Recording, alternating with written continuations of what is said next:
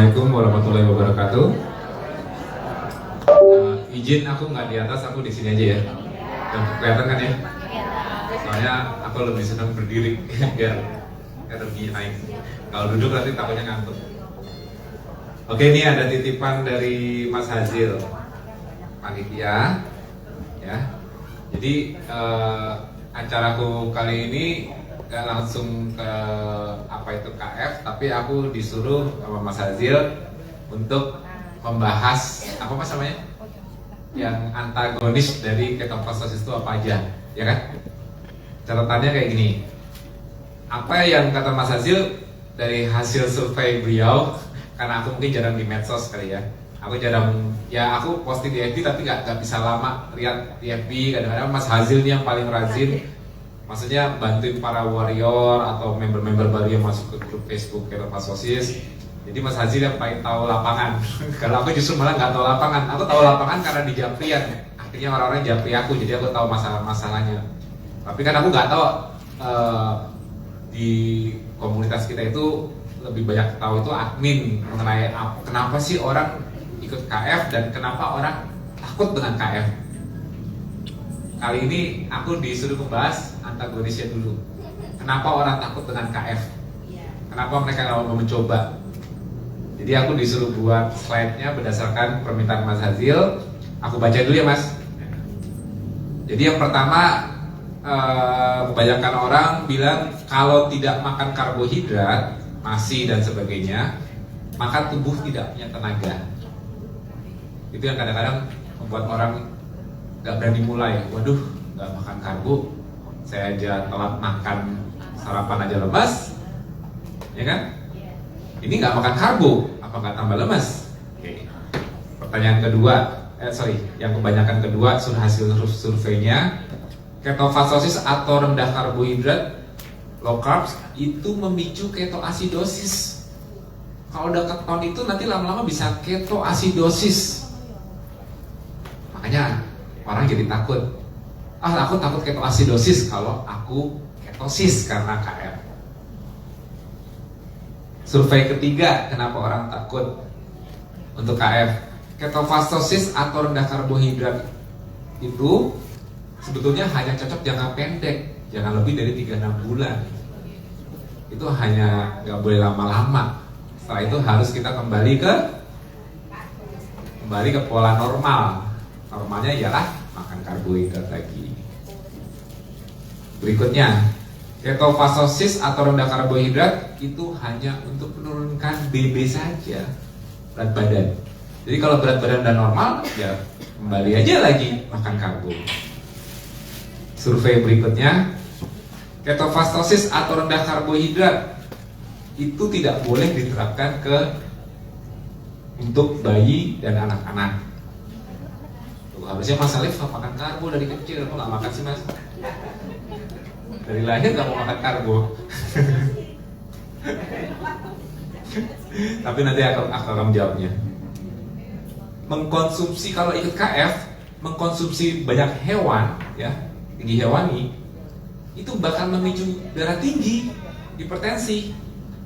Makanya aku nggak berani KF. Ketofastosis atau rendah karbohidrat itu bahaya buat ginjal karena tinggi protein. Itu yang membuat orang nggak berani KF.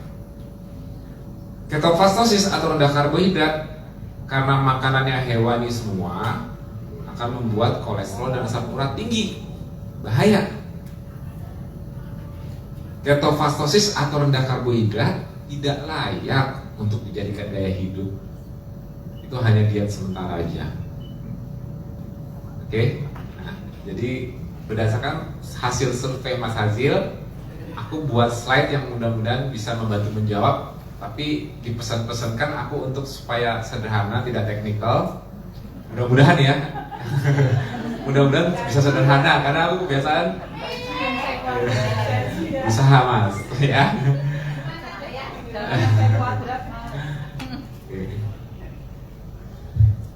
Ini kita mulai. Jadi pertanyaan pertama tadi, kalau nggak makan nasi, nggak makan karbohidrat, survei pertama, kita bisa mengalami gejala keliungan, pusing, lemas dan sebagainya. Gejala itu disebutnya neuroglycopenia. Mungkin bagi kebanyakan orang ini vocabulary baru, apa itu neurohypoglycemia? Aku taunya hipoglikemia. Kalau nggak makan karbohidrat kan darah kita jadi hipo, gula darahnya turun.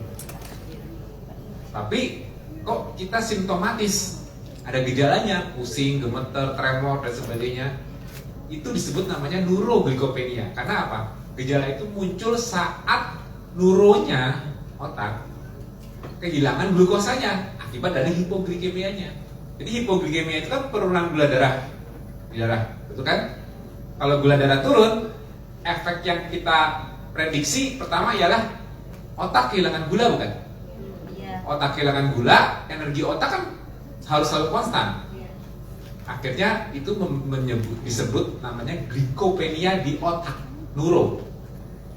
Pada saat otak kehilangan energi, kontrol otak dari otak ke perifer, otak ke bawah, berantakan. Udah kita bergejala. Itu yang makanya disebut neuroglycopenia. Aku tunjuk. Kalau aku nunjuk yang pakai ini di sana kelihatan nggak? Oh dapat ya, soalnya ada dua ini. Aku dari sini aja ya. Jadi efek low blood glucose, ya, efek gula darah rendah, itu akan memicu yang namanya hypothalamic regulatory center. Jadi di hipotalamus kita ada namanya paraventricular nucleus yang dia responsif terhadap penurunan gula darah. Itu yang umumnya diketahui di dunia kedokteran. Penurunan gula darah terdeteksi di VVN, tapi sebetulnya bukan itu. Yang betul ialah bukan penurunan gula darah, penurunan energi di otak yang memicu VVN-nya aktif, paraventricular nucleus di hipotalamus. Efeknya, efek dari penurunan energi, gula itu kan energi. Penurunan energi di otak, efeknya akan memicu sistem stresnya aktif.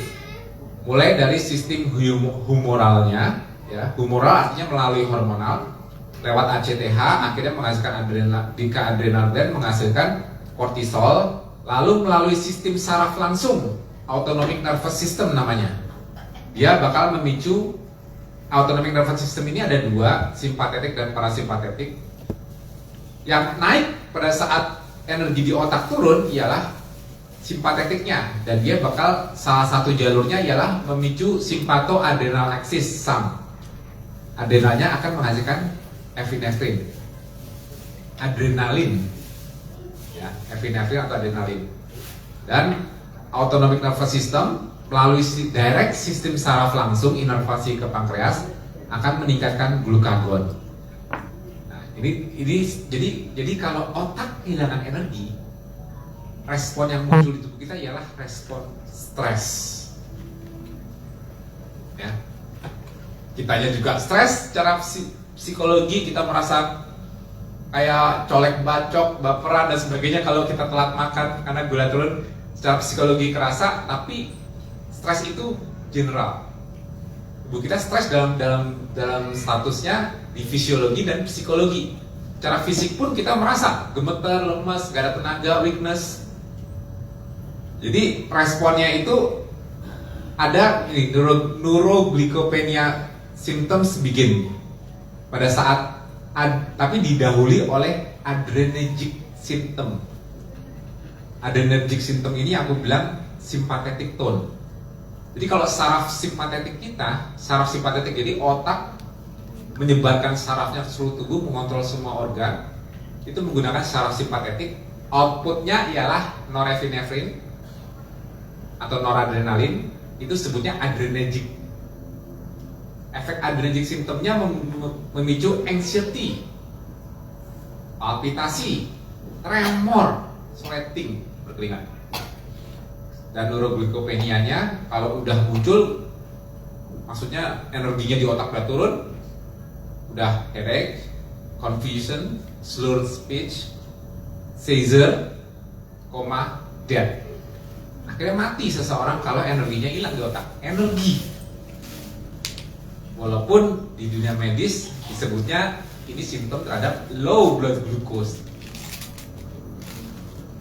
Kalau glucose rendah, apakah sudah pasti energinya turun di otak? Belum tentu. Kalau hipoglikemia yang dialami dengan catatan tambahan ialah non-ketotik, tidak ada keton, itu yang menghasilkan respon ini. Tapi kalau hipoglikemianya ketotik atau ketotik hipoglikemia, gula darahnya turun, tapi muncul keton, counter regulatornya ialah kenaikan keton, tidak akan ada gejala neuroglikopenia maupun gejala adrenergi. Makanya boleh ditanya para warrior di sini, kalau di KF kan syarat di protokol kan harus dicek GDP-nya. Pernah kan dapat GDP di bawah 80, di bawah 70 malah, bahkan ada 50-an. Ada nggak gejala adrenergik yang muncul? Karena secara medikal low blood glucose responnya dasarnya ini yang dipelajari. Tapi realnya kalau ada ketosisnya ini tidak terjadi. Jadi jangan takut nggak makan nasi atau karbohidrat. Kuncinya kita ketosis. Maka kita tidak akan mengalami gejala yang sama seperti dulu sebelum kita mulai KF. Wah, nggak makan nasi, aku aja nggak makan nasi, lemes, gemeter. Aku aja cuma makan bakso aja tetap lemes, harus makan nasi dulu, ketemu nasi baru seger lagi. Ya, makan somai aja nggak masih lemes, harus nasi dulu. Kan ada yang kayak gitu kan? Itu dia. Karena otaknya nyari gula. Tapi ketosis membuat otaknya tidak lagi mencari gula. Ya, ini adrenergic ya gejala-gejalanya ya. Yang tadi ini neuroglikopenia. Dari mana? Pada saat kita hipoglikemia, dari mana sumber energinya? Inilah tangki bensin di tubuh kita. Ya. Tangki bensin di tubuh kita ada punya simpanan cadangan energi. Di otot kita bisa menyimpan sampai 2000 kalori di otot dalam bentuk muscle triglyceride. Muscle triglyceride bisa 4000 kalori, muscle glycogen 2000 kalori. Masalahnya glikogen di otot ini bisa jadi glukosa, tapi tidak bisa disumbangkan ke darah. Jadi ini hanya simpanannya untuk di otot saja. Ya. Aduh, senyata. Dengerin ayah ngomong ya.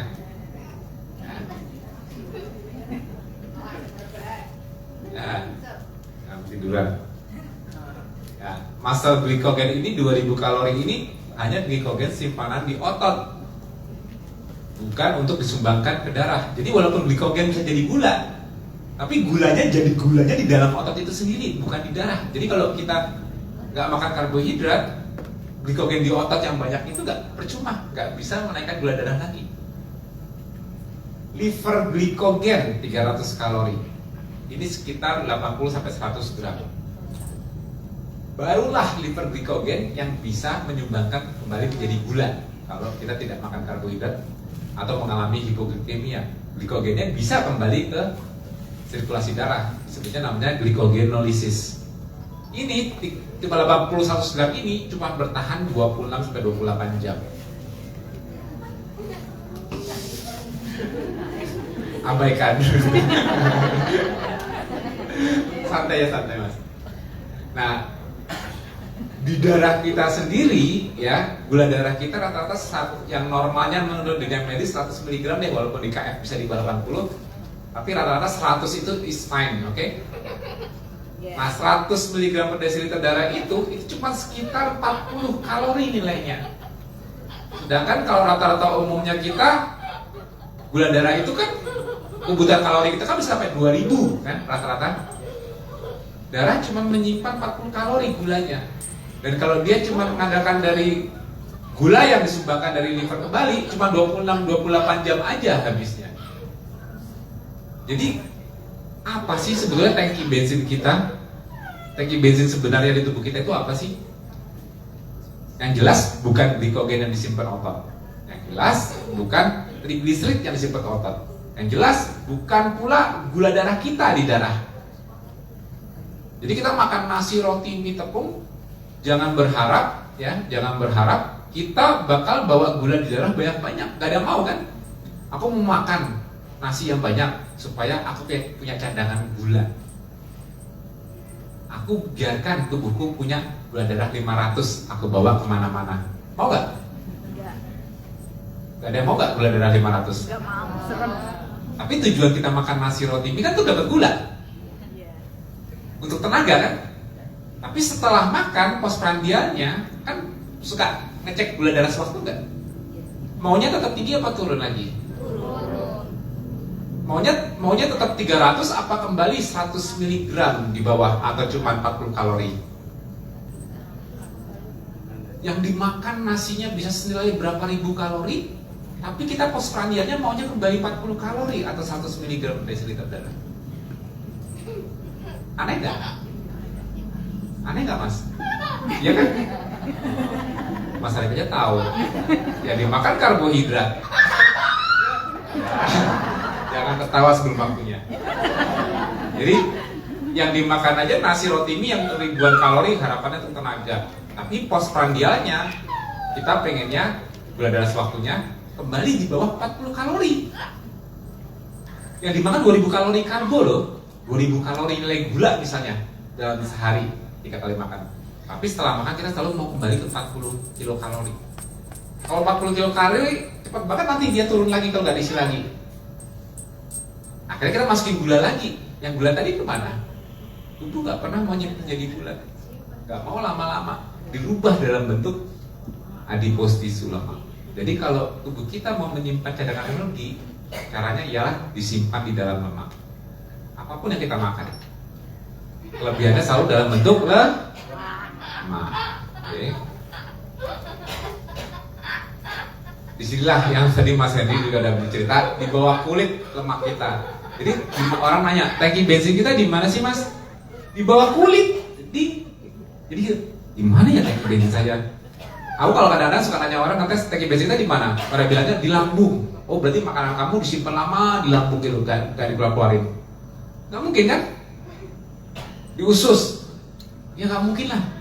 Masa dibawa kemana-mana makanan di usus? Jadi gudang kita itu bukan dalam bentuk makanan itu sendiri. Gudang kita itu lemak di badan. Pipi, perut, paha kita kalau dicubit tebal itu isinya cadangan energi kita. Ini desain manusia sebenarnya. Nah, dia nanti adipose cell ini atau sel lemak tadi, dia simpanan ini bisa dilepas melalui proses disebut lipolisis menghasilkan fatty acid. Fatty acid ini bisa dipakai di seluruh tubuh, tapi kalau kita lagi nggak makan atau gula darah kita rendah karena kita puasa, fatty acid ini akan menjadi keton di liver. Nah, keton ini kembali ke darah. Nah, jadi cara lemak bisa dipakai di otak adalah harus melalui liver dulu menjadi keton. Karena kalau lemak yang lepas dari pipi, perut, paha kita nggak bisa langsung naik ke otak, nggak mungkin. Karena otak ada blood-brain barrier-nya. Jadi lemaknya harus dirubah dulu di liver menjadi keton, baru keton itulah energi di otak menggantikan gula. Jadi hipoglikemia yang ketotik, ada ketonnya, nggak ada masalah. Neuroglikopenianya maupun adrenergic symptomnya kan karena kekurangan energi di otak, bukan karena kekurangan gula. Kalau kekurangan gula menyebabkan kekurangan energi, betul. Tapi kalau kekurangan gula tidak menyebabkan kekurangan energi di otak, what's the problem? Ya kan? Nah, jadi kontekstualnya harus jelas. Apa dulu? Jadi kondisi fasting ini, liver melakukan ketogenesis sehingga keton ini bisa menjadi bahan bakar di otak. Dan juga di awal bisa dipakai otot dan semua sel-sel tubuh karena jumlah ketonnya tinggi dulu di awal adaptasi. Tapi berikutnya hanya keton yang mutlak, hanya otak yang mutlak pakai keton. Otot dan sebagainya sudah bisa pakai lemak.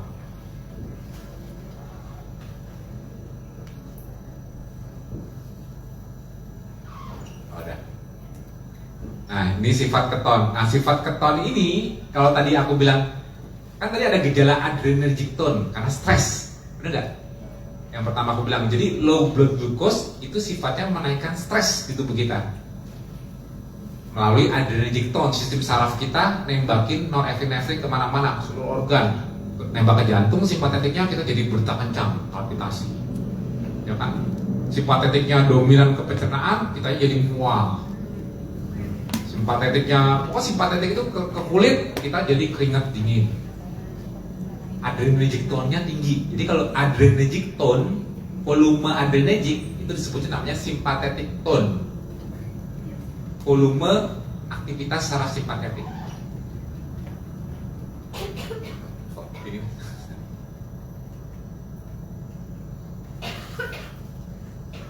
Bisa dibesarin lagi. Nah, ya. Oke. Efek dari keton yang naik itu kebalikannya, justru dia menurunkan sympathetic tone. Jadi keton yang muncul saat seseorang nggak makan karbo itu malah anti stres.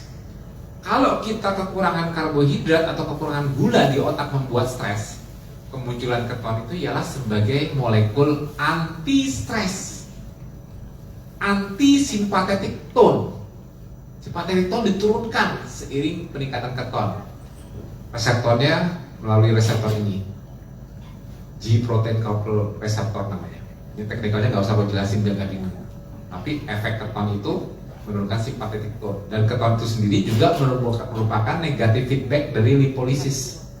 Jadi lemak yang lepas ke darah dari pipi perut paha kita menghasilkan keton. Ketonnya sendiri kalau nempel ke sel-sel lemak menurunkan lipolisisnya. Jadi kayak counter regulasi supaya nggak berlebihan.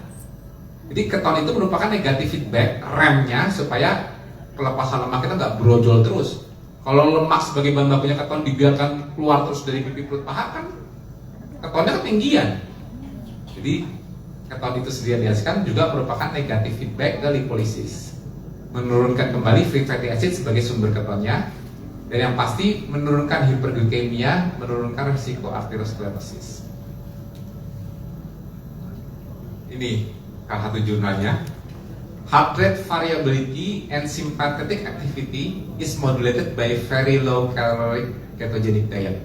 Artinya apa? Heart rate variability itu menunjukkan kemampuan kita rileks. Semakin tinggi heart rate variability seseorang, kemampuan dia untuk rileks lebih bagus. Artinya sympathetic tone-nya rendah, vagal tone-nya yang tinggi, kemampuan rileks. Jadi begitu kita ketosis, kemampuan rileks kita jauh lebih tinggi di atas rata-rata. Artinya gini, kalau dulu sebelum aku ketosis, aku telat makan, mata anxiety, cranky. Sekarang kok setelah ketosis, aku biasa aja ya, belum makan. Kok aku nggak lemes lagi ya? Artinya kita rileks gak? Artinya kita rileks kan? Nah, itu dia efek dari ketosis, membuat kita lebih rileks di kondisi stres. Gak makan itu kan stres. Iya. Betul gak? Puasa itu atau gak makan stres gak? Iya. Olahraga stres gak? Olahraga belum makan? Stres kan? Ya. Udah olahraga stres, olahraga belum makan, tambah stres kan? Iya. Kayaknya setelah ketosis, masihkah stres? Enggak. Apakah biasa aja ya belum makan? Contoh, aku kata kayak belum makan belum? Aku belum makan. Stres gak aku? Betul gak? Jadi telur. Dan gitu kan? Lemot. Mungkin kalau aku dicek jam segini belum makan, mungkin dicek sama yang tes gula darah di depan itu, aku udah makin sore kan makin turun gula darah. Iya. Iya kan? Kalau dicek aku mungkin udah sampai 7 bulan, 6 bulan mungkin sekarang. Tapi kan tidak ada gejala adrenergic yang muncul di aku. Walaupun situasinya ialah situasi stres belum makan. Harus berdiri seperti ini, bergerak, aktif fisik, hampir seperti olahraga walaupun olahraga. Tapi kan stres. Harusnya kalau belum makan, pasti masa kan belum makan, kenapa gak duduk aja mas, biar gak lemas. Gak mau, justru ini biar seger. Justru aku malah pengen seger dengan kayak gini. Kenapa? Dengan aku aktif bergerak, yang meningkat di aku apa? Lipolisis. Kalau aku aktif bergerak, lemakku dilepas gak? Kalau lemakku dilepas, dirubah jadi keton gak? Kalau jadi keton, dipakai otak gak? Makanya jadi jereng. Kalau aku duduk, tetap lepas lemak, tapi gak sebanyak kalau aku gerak. Makanya tadi pagi aku sempat nge-gym dulu, makanya biar seger. Tujuannya seperti itu. Karena apa? Brain fuelku nggak mau turun. Jadi aku bisa alert terus. Ya. Nah, sekarang ke survei berikutnya. Kalau kita nggak makan karbo atau ada ketonnya, bisa menyebabkan ketoasidosis. Sebetulnya tadi sudah terjawab sih, keton sebagai negatif feedback. Jadi tidak mungkin terjadi ketoasidosis. Tapi biar lihat dulu. Jadi di kondisi fasting, ini di kondisi puasa, pankreas akan meningkatkan produksi glukagon dan menurunkan produksi insulin. Efeknya kalau insulin turun, efek dari fat cell di sini bakal melepaskan banyak lemak ke darah. Lemak ini dirubah menjadi keton. Inilah ketogenesis, itu basic. Sebaliknya, ketoasidosis ialah keton yang ketinggian. Keton itu kan anion yang bersifat asid, ya kan? Sifatnya asid. Kalau itu kebanyakan, kita jadi asidik kan? pH darah kita bisa turun kan? Akhirnya asidosis. Jadi walaupun keton sifatnya asid, bukan berarti kita langsung asidik darahnya. Jangan bicara seperti itu. Lucu. Karena pH darah kita memang harus seimbang 7,4 rata-rata ya. Jadi keseimbangan pH darah itu dijaga. Di darah kita selalu ada sisi asid dan sisi basanya. Base dan asid itu selalu ada. Kalau asidnya kebanyakan, asidosis. Kalau base-nya kebanyakan, basanya kebanyakan, kita alkalosis. Dua-duanya gak ada yang bagus. Jadi range pH darah kita itu 7,4 itu range-nya itu cuma 7,35 paling asidik atau 7,45 paling alkali. Di situ doang yang aman. Naik sedikit dari 7,45 jadi 7,5, cuma 7,5 aja kita udah alkalosis. Gejalanya kita bisa palpitasi, susah kayak jantung berdebar kayak nafas kapan-kapan. Itu alkalosis. Tubuh kita terlalu basah. Kebalikannya juga sama, gejalanya bisa muncul pada saat kita mengalami asidosis. Artinya apa? pH darah kita bukan 7,3 aja deh. Tadi kan 7,35 ke 7,45. Cuman bergeser 0,5 ke bawah, 0,5 ke atas. Itu udah sangat berbahaya. Makanya tubuh kita sangat ketat menjaga keseimbangan pH darahnya. Kita nggak bisa mudah mempengaruhi darah kita dengan aku mau makan atau minum apapun yang sangat bersifat asid deh, asam-asam aku makan deh, jeruk sekilo yang asam aku makan. Terus tiba-tiba kita asidik gitu. Nggak bisa. Aku minum yang basah-basah deh, sebanyak mungkin. Tubuh kita terus naik gitu, jadi 7,5 pH-nya, malah masalah. Jadi pH darah itu dijaga ketat di darah kita. Nggak mudah kita dipengaruhi oleh apapun dari eksogenus dari luar, makanan maupun minuman. Keseimbangannya dijaga. Jadi kalau di darah tiba-tiba muncul keton, asid, tetap pH-nya nggak bakal berubah. Ada kontrolnya. Dia bakal berkisar di 7,4. Paling rendah 7,35, paling tinggi 7,45. Kalau sampai disebut ketoasidosis, berarti ketonnya cukup tinggi sehingga pH darahnya turun di bawah 7,35. Asidik. Itu baru benar. Tapi kalau ketosis, aku ada ketonnya, belum tentu aku langsung asidosis. Memang keton itu asid, tapi kan pH darahku bukan asidosis. Cek aja masih 7,4 normal. Betul nggak? Yang membuat asidosis ialah ekses keton.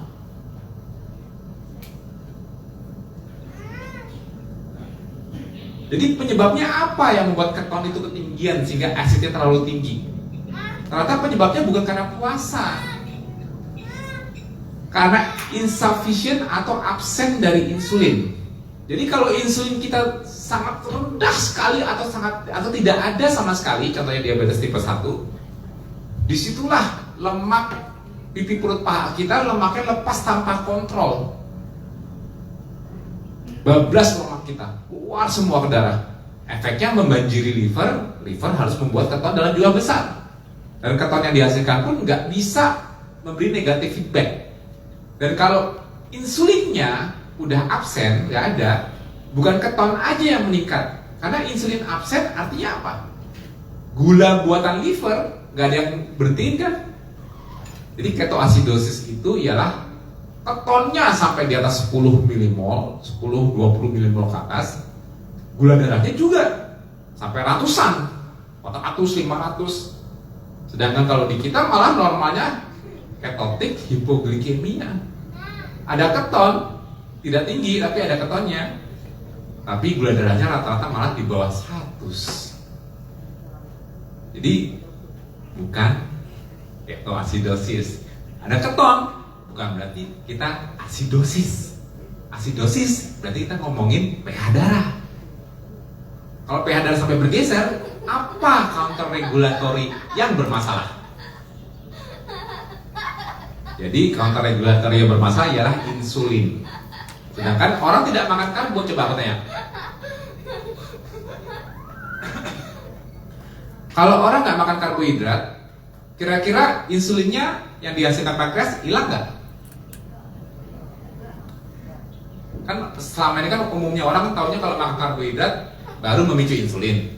Nah kalau nggak makan karbohidrat, insulinnya gimana? Pakai nggak? Yang KF jangan jawab dulu, ini lagi nyari jawaban orang yang belum tahu KF. Rata-rata orang kan bilang, berarti nanti pankreas saya nganggur dong. Ya kan, rata-rata pemikiran umum seperti itu kan. Gak kepake dong insulinnya. Gak mungkin. Jadi fungsi pankreas kita berfungsi untuk mengcounter peningkatan gula darah. Setuju?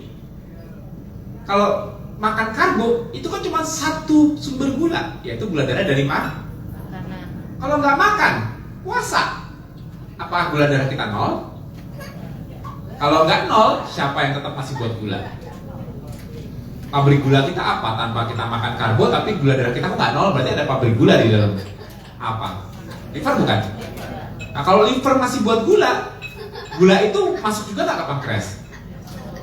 Kalau masuk ke pankreas juga, pankreas kalau gulanya udah mulai kebanyakan, buatan liver tadi udah mulai kebanyakan, dia mulai ngeluarin insulin lagi nggak? Artinya insulin berfungsi sebagai counter regulatory terhadap kenaikan gula darah dari makanan maupun dari liver. Jadi untuk membuat seseorang ketoasidosis ini mudah. Di sini orang-orang yang sehat semua dengan gula darah normal dan tidak ada keton deh, yang masih makan karbo yang gak ada keton, gampang. Di anestesi, cabut pankreasnya, tunggu hitungan detik, langsung ketonnya lompat. Aku nggak makan keto kok, cuman kehilangan fungsi pankreas aja cukup untuk membuat seorang jadi ketoasidosis. Artinya apa? Cukup kehilangan beta sel pankreas aja deh. Jadi walaupun nggak makan karbo masih keton, tapi yang menyebabkan ketoasidosis ialah kehilangan counter regulatory dari insulin. Jadi sebetulnya nggak makan karbo itu membuat kerja pankreas itu kita lebih santai. Kenapa? Kita cuma handle respon gula dari liver. Kalau liver buat tinggi, aku buat insulinnya. Udah turun, santai lagi, kurangin produksi insulinnya. Liver buat tinggi lagi gulanya, buat lagi insulinnya. Itu kalau udah nggak makan karbo. Coba kalau masih makan karbo, liver buat gula, counter pakai insulin. Orang yang makan nasi, tambahin lagi insulinnya, betul nggak? Kerjaannya dua gak? Karbo dari makanan, butuh insulin. Gak makan pun, gula buatan liver, butuh insulin. Jadi dengan gak makan karbo, kerja pankreas kita bukan gak menghasilkan insulin, lebih ringan. Karena hanya mengcounter gula buatan liver. Itu toh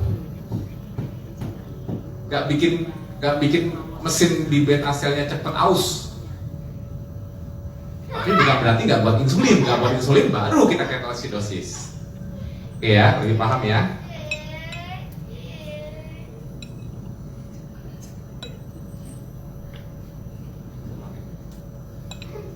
Nah, yang berikutnya tadi survei berikutnya. Ketofastosis itu Ketofastosis itu hanya diet sementara saja, 3-6 bulan saja. Gak boleh lama-lama. Ya, nggak tahu kenapa. Kenapa nggak boleh lama-lama? Itu cuma diet, harus kembali normal. Karena ketofastosis dilihat sebagai diet yang tidak makan karbohidrat, ada puasanya, berarti itu kan kamu program, kan diet kan? Tapi nggak normal. Jadi kalau sesuatu yang dilakukan sepertinya nggak normal, kembali ke normal lagi, jangan lama-lama. Normalnya apa? Normalnya ya makan seperti biasa lagi. Makan seperti biasa itu seperti apa sih? Makan 3 kali sehari lagi. Pakai apa? Pakai nasi lagi seperti dulu. Karena itu yang normal. Yang kamu lakukan sekarang nggak normal. Jadi kalau nggak normal, jangan lama-lama.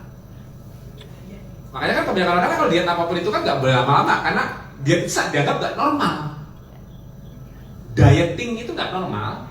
Yang normal itu ya biasa aja. Yang biasa aja kayak gini kita jadi overweight, jadi diabetes, jadi hipertensi, ikut program penyembuhan, apapun itu dietnya, berhasil, jangan lama-lama. Oh ya, berarti kembali diabetes, kembali gemuk, kembali hipertensi. Ini yang normal.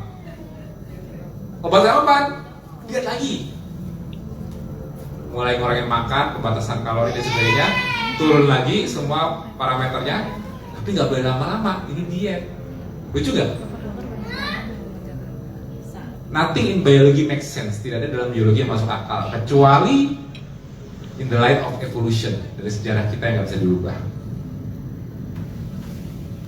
2 juta tahun yang lalu, ini baru control of fire. Manusia baru bisa mengontrol api dan baru bisa memasak makanan dengan api. Tuh ya, dari 2 juta tahun yang lalu ya. Di sini the last major evolutionary shift, ability to chase food. Jadi manusia shift dari sepanjang ini, manusia itu hidupnya hunting and gathering, berburu. Di sini 9.000 tahun yang lalu, baru 9.000 tahun yang lalu ditemukan agriculture. Agriculture ini, pertanian ini baru 9.000 tahun. Baru 9.000 tahun. Kita sudah eksis 2 juta tahun, baru 9.000 tahun. 2 juta dibagi 9.000 per 2 juta, ada yang bakal kantor nggak? Itu sebentar deh, 9.000 dibagi 2 juta. Berarti 9.000 ini berapa persennya dari 2 juta? Ada yang bakal kalkulator nggak? 9.000 dibagi 2 juta. Ayo yang itu cepat. Berapa persen kita baru ketemu makan agriculture? Baru pertanian itu berapa persen? Berapa? 0,0045% manusia baru makan nasi, roti, mie, tepung. Dari timeline manusia 0,0 nolnya 2 ya Bang ya? 0,0045 sepanjang adanya manusia di bumi, baru 0,0045% atau waktu manusia baru merasakan makan dari sumber agricultural. Padi dibiarkan, jagung dikebunkan, semua. Jadi kita bisa makan karbo secara konstan. Baru 0,0045%. Lah, sisanya minus 100%-nya dari sampai sekarang, sampai present today. Hunting and gathering. Nah, makanya desain basic manusia itu sebetulnya yang mana sih? Yang 0,045% itu yang normal? Apa mundur ke belakang ini desainnya yang paling normal? Jadi jangan lama-lama, kembali yang normal. Justru aku berusaha kembali normal seperti timeline manusia selama jutaan tahun ini. Dan di sini makin mendekati baru 3 nih, baru 40, 80 nih, baru 200 tahun yang lalu, baru 200 tahun. Belum lama, 200 tahun dibagi 2 juta, lebih kecil lagi kan? Baru ada flour, baru ada tepung. Baru 40-80 tahun yang lalu, baru ada industrial agriculture, pestisida dan sebagainya, sehingga pertanian lebih cepat, lebih memungkinkan untuk memproduksi hasil. Ya, kita lebih pasti bisa makan karbo. Baru 30-60 tahun manipulasi secara chemical, prepare food, fast food, dan semuanya ini berkembang cepat. Akhirnya nggak ada lagi namanya seasonal. Globalization, food out of season baru 10-40 tahun yang lalu. Genetic manipulation. Durian sepanjang tahun sekarang ada. Mangga sepanjang tahun nih sekarang ada. Rambutan sepanjang tahun ada. Nggak pakai hitung-hitungan musim lagi. Itukah yang normal? Itukah yang normal? Udah, jangan lama-lama, kembali normal. KF-nya sementara aja. Ini aneh. Kembali normal lagi seperti dari kecil. Makan 3 kali sehari, pakai bubur, pakai nasi, pakai tepung. Nikmati hidup, itu normal. Yang normal itu ialah menikmati hidup. Monggo.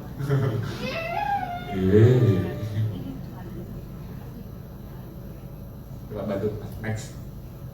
Nggak bisa. Oke. Sipil ini sama sih sebenarnya. Ini hunting and gathering, agricultural. Kalau di sini 10.000 ya. Yang antara 9.000 sampai 10.000 tahun yang lalu. Ini industrial revolution, computer revolution. Nah, kita di sini. Jadi mulai dari agriculture ini belum lama. 0,0045. Kalau di 10.000 mungkin 0,005%. Jadi yang normal, yang dianggap normal ialah karena lingkungan kita sekarang lingkungan yang obesogenik. Lingkungan yang sangat mudah membuat kita obes. Kenapa? Karena makanan mudah di mana-mana ada, tinggal makan, betul nggak? Ini yang normal. Jadi kalau kita diet, udah kembali normal aja. Mau makanan banyak, kamu malah nggak makan pagi-pagi. Orang karbo di mana-mana, tepungan di mana, kok kamu malah nggak makan karbo? Itu nggak normal. Wes 3-6 bulan selesai ya, balik lagi normal. Seperti normalnya obesogenic environment, makanan di mana-mana, tepung di mana-mana, roti di mana-mana. Makanya jangan heran kalau kita jadi obes. Kalau masalahnya makan ayam terus. 5 ya habis. Hebat. Nih. Kalau yang di bawah ini yang jutaan tahun. Artinya apa? Di mana-mana tidak ada makanan. Usaha dulu kalau mau cari makan. Ini disebutnya linogenic environment. Lingkungan yang mudah membuat kita lean, langsing. Yang di atas lingkungan yang mudah membuat kita obes. Nah, ini bedanya timeline saat ini dan timeline di masa lalu. Sifat kedua orang ini sama nggak? Sifat dasarnya sama nggak? Sifat dasarnya sama nggak? Sama. Ada makanan dimakan. Sifat dasar manusia jutaan tahun yang lalu sampai sekarang itu nggak beda basic primitifnya. Sifat basic kita ialah hedonik. Percaya nggak kita hedonik? Percaya nggak kita hedonik? Contohnya ada bangku, makanya kalian nggak ada yang mau diri kan, maunya duduk kan? Ngapain diri? Oh ada bangku kok enak kan duduk. Kalau nggak ada bangku baru pada diri kan? Hedonitas. Ada sesuatu yang bisa menyamankan kita dipakai. Ada makanan pun juga sama. Ngapain puasa punya ada makanan? Makan aja. Hedonitas. Itu sangat primal, basic. Jadi sebenarnya membuat kita sakit ataupun obes itu sebenarnya bukan salah kita. Lingkungan kita udah berubah. Ini kalau mereka aku kasih mesin waktu, mereka aku kirim ke lingkungan ini, akhirnya mereka tetap lingkungan kayak gini nggak? Basic primitif mereka, ngapain gue bergerak nyari-nyari makanan? Sudah ada makanan, udah santai aja duduk tinggal makan. Udah ada kan makanannya? Perlu nggak dia jalan jauh nyari makan? Iya kan? Diajarin teknologi, ketik datang makanannya. Yang ini aku pindah ke atas pasti berubah. Seperti ini persis, sakit-sakitan juga. Jadi sebenarnya yang menyelamatkan manusia itu ialah lingkungan. Artinya kalau kita lingkungannya sekarang udah seperti ini, kita ini yang harus pinter. Dulu nggak perlu pinter. Jutaan tahun manusia hidup di bumi nggak perlu pinter. Bodoh, primitif, baru tahu ngasah batu, tajemin, tok itu tok ilmunya. Karena aku ada kijang, lihat macan, kok macan kok bisa ngejar kijang cepet banget ya, digigit mati. Gimana ya saya supaya makan kijang juga ya? Ngejar kijang manusia nggak kejar, bisa nggak kita ngejar kijang? Nah, begitu kijangnya ketangkap, kita gigit, mati gak kijangnya? Kok saya nggak sehebat macan ya? Tapi karena kita punya otak, macan punya gigi tajam, punya cakap tajam. Tapi aku punya otak, ada batu tajam, tusuk, ditusuk kijangnya, mati gak? Perlu pakai cakar kita gak? Pakai kuku kita, gigi kita gak? Enggak. Dia lari kenceng, aduh gimana ngejarnya ya? Susah. Tapi kalau ini aku pasang pakai kayu jadi tombak, aku nggak bisa ngejar dia cepet. Tapi kalau aku lempar nyampe, nancap di dia, mati juga gak? Walaupun aku nggak bisa kejar dia. Terus aku coba pakai panah, cepetan aku lempar pakai panah daripada tombak, mati juga. Sampai akhirnya sekarang kita bisa buat pistol. Benar gak? Itu evolusi manusia. Sekarang evolusi hewan. Sehingga dari dulu sampai sekarang ada kehebatan baru gak dia? Udah gak mau pakai cakar, gak mau pakai taring. Wah, udah jutaan tahun gue hidup di bumi, gue harus bisa bikin apa kek? Di kebun binatang sehingga bisa lempar batu. Gitu. Ada gak? Lempar batu aja nih pikiran. Ya kan? Dia tetap mengandalkan built-in tools mereka, gigi, taring. Manusia advance terus otaknya. Nah, jadi manusia itu sebetulnya bodoh. Tapi walaupun manusia bodoh, taunya cuma pengen nyaman. Kalau kita taruh di kondisi liar kayak gini, sehatnya kebentuk oleh karena dia pinter, dia aku makannya milih-milih aku nggak mau makan karbo wah ini makanan ini dagingnya banyak lemaknya, kolesterol nggak aku makan aku ini nggak organik gitu nggak dulu dia mereka hidupnya, mau makan aja susah. Pilih-pilih. Begitu dapat, coba kalau pas dapat kijang, bisa dibumbuin santan nggak? Dikasih digoreng, bisa digoreng nggak pakai minyak? Hah? Kasih butter? Iya. Berarti modal mereka makan cuma dengan apa? Api kan? Nah, kalau modal mereka cuma dengan api, ya kan 2 juta itu penemuan api tadi yang kita kita. Kalau mereka cuma bakar api, coba yang enak dimakan daging kalau cuma dibakar doang, yang enak dimakan yang rasanya apa? Jujur. Jadi insting mencari lemak itu basic gak? Ya kan? Coba, Mas Salim suka dada ayam apa pahanya? Paha kan? Iya bohong, katanya paha mulu tadi habis di ruang VIP. Kenapa dia nggak makan dada yang nggak ada kulitnya apa-apanya? Maunya jangannya paha. Insting primitif, Mas Salim belum ngerti apa-apa. Kalau dikasih ayam dia pilihnya paha, sayap. Karena apa? Enak gak ayam? Enak kan? Gurih kan? Nah. Anak-anak kita semua juga sama. Kulitnya dibuang, bahaya, kolesterol. Itu kan kita yang punya ilmu sekarang. Primitifnya kayak gitu gak? Enggak. Apakah kalau kita gak pintar seperti itu kita pasti sakit? Gak segampang itu kan? Nah, itulah instingnya manusia. Jadi apa itu yang normal? Ya kan? Ayo kembali ke normal. Jangan lama-lama. What is normal? Di obesogenik, sarapan itu normal. Kamu ikut KF jangan lama. Udah 3-6 bulan aja, habis itu kamu sarapan lagi ya.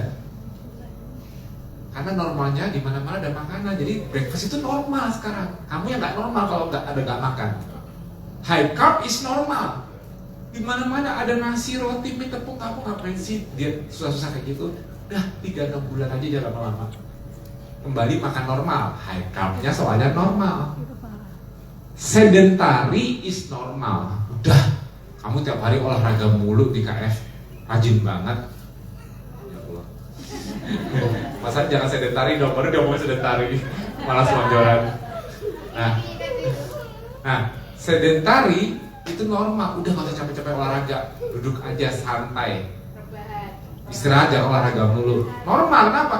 Karena gak ada kebutuhan untuk selalu aktif fisik. Tapi kalau di alam liar, fasting yang normal. Kenapa? Karena kamu pagi-pagi di hutan udah ngambil makanan. Kamu dapat dari mana makanannya? Itu ada di kulkas. Di hutan ada kulkas. Jadi fasting itu atau skipping breakfast itu normal di masa lalu karena apa? Ya karena memang gak ada makanan, situasi yang menyebabkannya jadi normal. Low carb is normal, makanya di sini coba aku mau nanya. Kadang-kadang low carb ini suka dipertanyakan. Aku nggak mau orang yang cuma membayangkan hutan seperti apa. Yang benar-benar udah ke hutan siapa tuh di tangan? Yang benar-benar udah camping ke hutan. Satu lagi. Oke. Udah pasti jawab udah pernah camping ke hutan kan? Sering kan? Coba bener-bener hutan, walaupun bawa bekal, kalau misalnya bekal nggak dibawa, lebih mudah nyari buah-buahan, umbi-umbian. Kan yang dibayangkan kok di sana ada buah-buahan, umbian. Pernah hutan beneran kan? Ada nggak? Gampang nggak? Yang bener-bener hutan kan? Apalagi yang hutan beneran. Nah, camping di sana kan ada camping kan? Walaupun dibekal bawa karbo, makanan kaleng. Kalau lihat situasi sebenarnya di hutan, kira-kira yang make sense dicari itu apa? Kebetulan hutan yang pernah saya kunjungi memang ditujukan di mana sumber-sumbernya karb. Maksudnya yang benar-benar liar ya, jadi nggak ada petunjuk. Oh, di Amazon. Iya. Benar-benar liar dari itu. Sumber karbnya itu liar apa terkumpul apa liar? No, liar. Jadi tumbuhnya nggak jadi satu kan? Enggak, liar. Bisa-bisa kan? Iya. Jadi tiba-tiba ini ada beri-berian apa nggak tahu. Warnanya tiba-tiba di sini ada yang beri warna merah, sana ada beri warna biru, nggak ada sekumpulan beri warna merah semua, nggak ada kan? Iya. Liar, tidak ada pengumpulan, tidak ada agron. Dan manusia zaman dulu tidak ada knowledge mana yang beracun, mana yang aman. Sekarang semua orang berani nggak makan pepaya? Udah punya ilmunya, coba di hutan aku mikir, lagi jualan kayak gitu apa gitu. Kalau dia tahu itu aman, dimakan. Dia makan. Tapi kalau dia salah ngambil tanpa ilmu, sakit perut. Kalau udah sakit perut, kalau orang di alam liar sakit perut, itu mereka nggak berani mencoba ulang. Kalau kita sakit perut, gampang minum obat. Besok makan lagi. Kita diare, minum obat. Di hutan, karena tidak ada pengobatan, mereka sangat belajar dari memori mereka. Kalau mereka udah salah makan, mereka langsung ingat, oh gara-gara makan ini, nggak diulangin. Jadi mereka nggak sembarangan metik. Mereka lebih memastikan kalau aku makan apapun yang bergerak, perutku nggak sakit. Tapi kalau aku sembarangan metik apapun, ada yang sakit, ada yang enggak. Tapi mereka nggak mau terulang. Jadi mereka selalu lebih safety makan yang bergerak, yang bisa dikejar, yang berenang, yang terbang. Kalau dibakar, dagingnya sama, walaupun beda-beda rasanya, tapi tidak menyakiti perut. Tapi kalau beri-berian, boborian, dia nggak tahu itu apa tanpa ilmu, resikonya tinggi kan? Kalau kita kan udah tahu semua, pas nggak boleh makan rambutan. Coba ketemu rambutan di hutan, orang lihat, kok rambut ada apalagi durian, udah ada dipegangnya sakit, dah tinggalin. Kalau kita otot, karena tahu dalamnya enak durian, turunin ilmu. Tapi kalau kita nggak punya ilmu, berani nggak makan durian? Nggak berani. Jadi basic insting manusia saat masih bodoh, yang normal itu cuma hunting and gathering. Itu rahasianya. Mas Tio, mohon maaf sebentar menyela. Panggilan untuk Dokter Mira ditunggu tamu di luar. Oh, Pak Dera.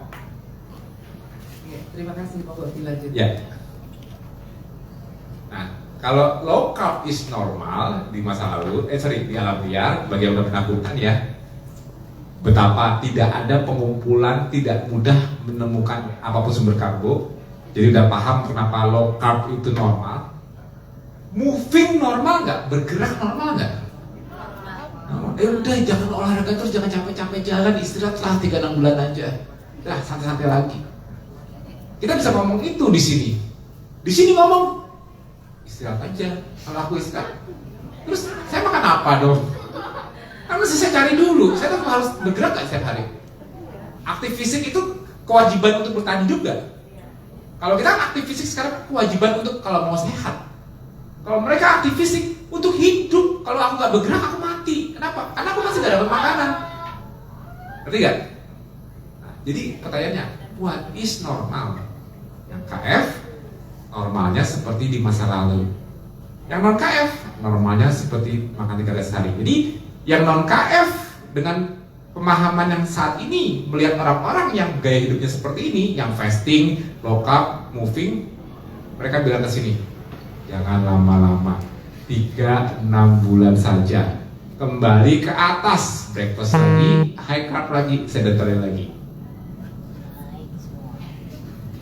Nah, sekarang berikutnya, KF hanya untuk penurunan berat badan, weight loss. Gak bisa dipungkiri ya, semua yang tahu KF pasti taunya karena weight loss, sepakat? Tapi apakah benar cuma untuk menurunkan berat badan? Nah ini aku biar cepet, aku tunjukin kayak jurnal aja deh. Soalnya kalau aku jadi salah satu ini karena waktuku cuma sampai jam berapa tadi? Sampai jam 3, kan nanti juga ada tanya jawab. Langsung biar jurnal yang ngomong. Nih benefit dari ketogenic. Nanti dicari aja jurnalnya ya. Di jurnal-jurnalnya tidak hanya sekedar weight loss. Ya, cancer, mikrobiom. Mas, bukannya nggak makan tumbuh-tumbuhan, mikrobiomnya malah jadi jelek ya? Kata siapa? Cari. Justru mencegah overgrowth dari mikrobiom. Yang dulu makan karbo, gampang overgrowth mikrobiomnya. Sekarang dengan ketosis, justru malah menyimbangkan mikrobiom di usus. Walaupun nggak makan serat, Mas. Walaupun nggak makan serat. Percaya nggak? Percaya nggak? Nih ada bundanya Alif. Ada Mas Alif, Bun, Mas Alif dari kecil pernah dikasih sayur gak? Mas Alif sehari pup berapa kali? 2 kali. 2 kali apa lebih, Bun?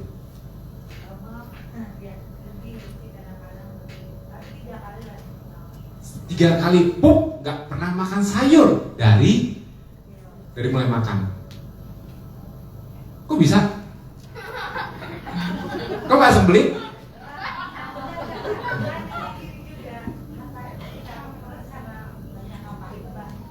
Karena apa? Bisa putus kenapa? Minum sama olahraga. Kalau banyak makan mah jangan kasih tahu, palu. Jadi makan ayam goreng pun kebanyakan. Tapi yang membuat dia tidak pernah sembelit apa? Aktif fisik. Kalau mau tahu latihannya Mas Alif, kalian tidak ada apa-apanya. Kalau kalian baru bilang saya sehari olahraga sejam, Mas, jangan berani tanding sama Mas Alif. Dari mulai dia melek sampai tidur lagi, kerjaannya ialah aktif fisik. Sama aja kayak emaknya juga bisa diem. Sama dua-duanya nih anak mama sama, nggak bisa duduk banyak lama, nggak bisa diem. Tadi aja disuruh masuk ke ruang VIP, ini modal mandiri sama sini nggak bisa diem. Di rumah juga gitu, kerjaannya ngepel apa aja semua dikerjain. Malu-malu. Masa kesini bawa apa? Bawa pel di mobil. Ya ngapain? Gak bisa tidur.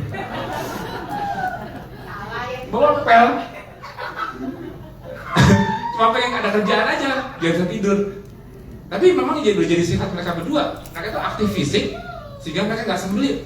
Jadi sembelit itu bukan masalah tidak makan serat.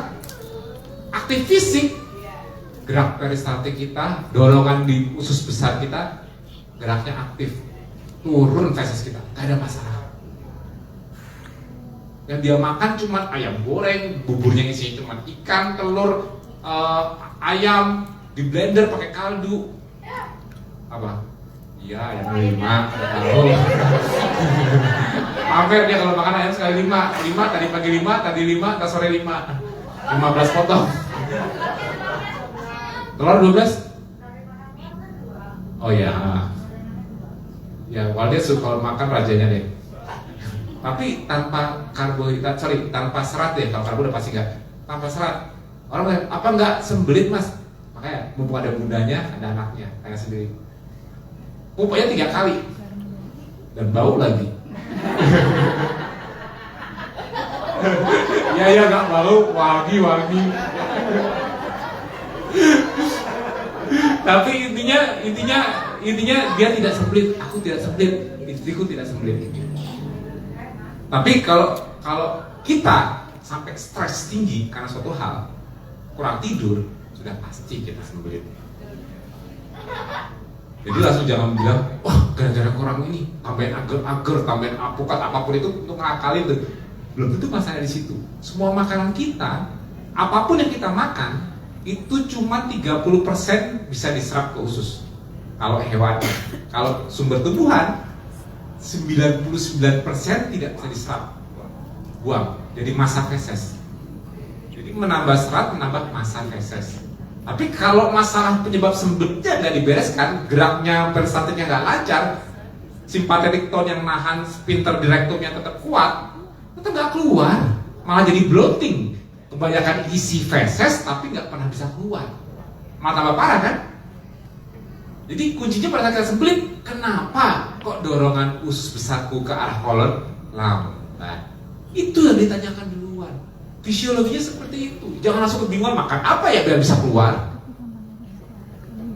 Ya, itu rahasianya. Jadi mikrobiom, apalagi ngomong mikrobiom, wah ini gara-gara kamu gak pernah makan sayur. Oh iya mas, masanya gak pernah makan sayur, ususnya gundul loh. Takut gak? Oh tete yang gundul ususnya. Nah, oke. Ketosis, diabetes. Ya ini nanti tinggal dibaca aja ya, biar cepet ya. Menurunkan HbA1c dan sebagainya. Weight loss sudah pasti. Cardiovascular disease, menurunkan triglyceride dan sebagainya. Bahkan ke epigenom, ya, meningkatkan histon aset. Ini agak rumit, tapi efek ini sebetulnya luar biasa. Tapi kalau aku jelaskan sekarang terlalu teknikal, karena ini aku berarti harus ngomong DNA. Hari ini nggak bakal keburu kalau ngomong DNA. Tapi efeknya ke modifikasi di DNA itu luar biasa dengan keton dan cancer. Jadi bukan sekedar hanya untuk menurunkan berat badan. Justru malah awal aku ciptakan KF dulu, isinya bukan orang-orang mau diet, isinya orang-orang sakit yang mau sembuh.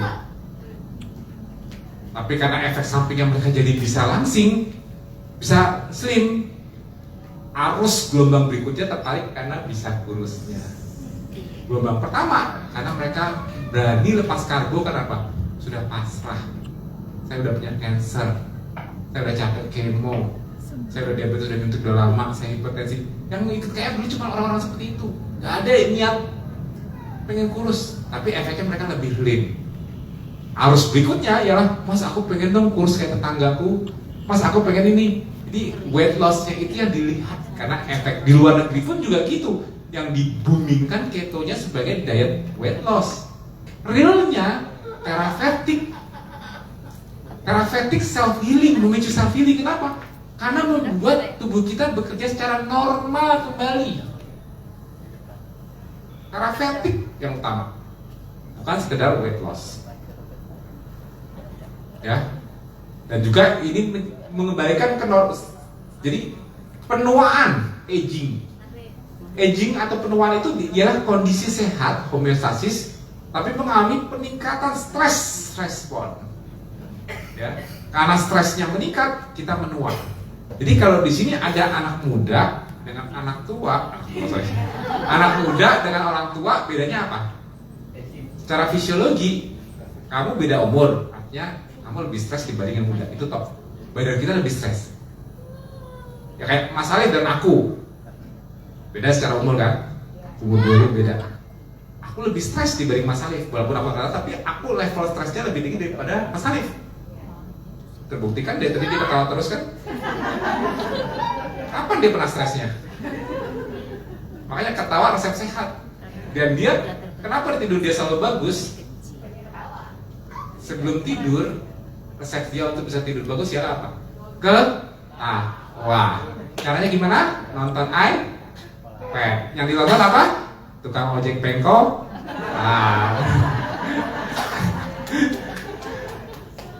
Udah habis asar, dia udah gak latihan lagi. Dia cuma latihan yang simple, stretching, dimegarin, gak terlalu berat. Ambil nonton iPad, ngemil ayam goreng atau telur. Sore hari itu dia kayak gitu, dia udah relaksasi. Dia ketawa-tawa. Begitu pas ketawa-tawa, masuk kamar, itu kan berapa menit, hilang gak? Les. Tidur bagi dia sangat mudah. Gampang kan tidurnya? Resep dia untuk bisa tidur nyenyak cuma satu, ketawa. Jadi kita semua kan, tadi kan Mas Hendy sempat bilang, Mas Hendy kan bilang, aku mau orang sekarang aja tidur aja belajar lagi. Nggak susah. Contoh, Kita lihat makhluk yang masih primitif tidurnya gimana sih? Ini kan masih primitif ya.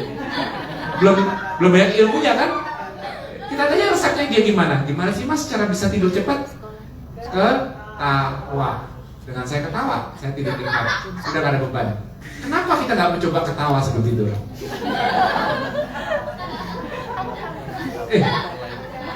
Boleh dibuktikan loh. Sebelum kalau yang merasa sulit tidur, biasakan setiap sore polanya sama kayak Mas Harif. Mulai nari komedi. Kalau dia penggemar tukang ojek pengkolan, office boy, CTI, cari apapun yang kalian suka.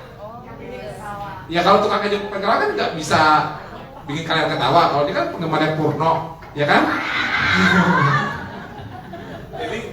Jadi ingat kembali apa yang pernah membuat kalian ketawa. Jadi ketawanya itu nggak boleh buat kata Mas Tio, aku suruh ketawa dulu biar bisa tidur. Jangan, itu resep masuk rumah sakit jiwa. Jangan ya.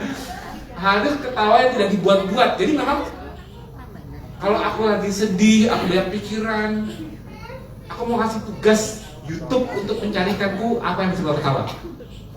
Aku banyak pikiran, sebelum ini ke bawah sampai malam dan aku gak bisa tidur. Aku mau menugaskan mencari komedian yang bisa membuat aku ketawa, gak dibuat-buat. Mungkin kita ingat lagi, dulu aku sekolah nonton Warkop, anak-anak judulnya apa ya? Cari lagi, aku nonton lagi. Ketawa-tawa nikmatin, plong, harus bener-bener ketawa. Gak bisa begitu kita udah ketawa, itu vagal tone kita naik, tiba-tiba kita relax, malam-malam kita jantung kita jadi gampang melambat, nafas kita teratur, tidur enak. Seperti dia. Resepnya cuma ketawa. Kalau udah ketawa, kita udah lega, udah pasrah, tidur. Gak ada pikiran di malam-malam. Kalau sama ini kebingungan cari gimana ya? Ada yang, wah udah macam-macam deh. Udah ada pernafasan, udah ini ngosongin pikiran, gak hilang-hilang. Mungkin teknik primitifnya cuma satu seperti dia, ketawa. Habis itu tidur, boleh dicoba. Ya, harus pikir lagi. Masa ketawanya di bangku aja. Ya. Jadi ada yang mau nunjuk itu nggak bisa ketutupan. Ya, agak kiri tengah kiri di sini. Ya udah. Kaki di bawah aja. Ya.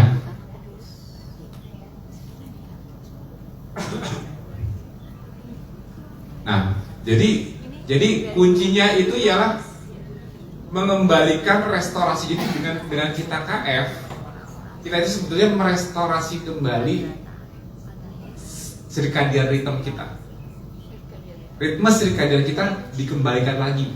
Darinya kita tadi menua itu stres kita tinggi, tapi karena di KF mengajarkan tidur optimal, ya. Kalau tidur harus optimal, otomatis dan kita sinkronkan fasting, moving, relaxing, feeding, sleeping, maka kita bisa merestorasi lagi amplitudo dari circadian ritme kita. Di tubuh yang tua, kita memiliki kesehatan sel yang muda. Bahkan mungkin merasa aku dibanding umurku yang waktu 35, setelah KF di umur 55 ini, kok aku malah merasa lebih fit dibanding dulu aku waktu 35 ya. Artinya hanya umur kita yang 55, tapi di 55 kita fitnessnya di tubuh lebih tinggi dibanding. Sehingga aku waktu umur 35 aku gak bisa lari kayak gini, gak bisa, aku gak makan selama ini. Berubah semuanya. Itu perubahan yang kita alami setelah kita ketosis dan menselaraskan circadian rhythm. Jadi mengembalikan amplitudo dari circadian rhythm.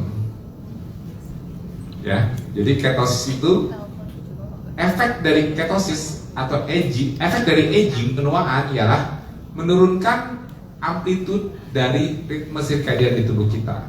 Jam biologis kita turun. Nah, dengan ketosis maka phase dan amplitude-nya direstorasi kembali sehingga meningkatkan longevity. Lifespan kita meningkat hanya dengan tidak makan karbo, itu modal. Tapi hanya tidak bisa dengan tidak makan karbo.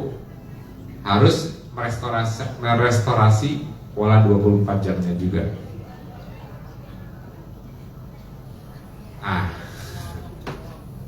Ketosis tidak boleh diterapkan pada bayi dan anak-anak.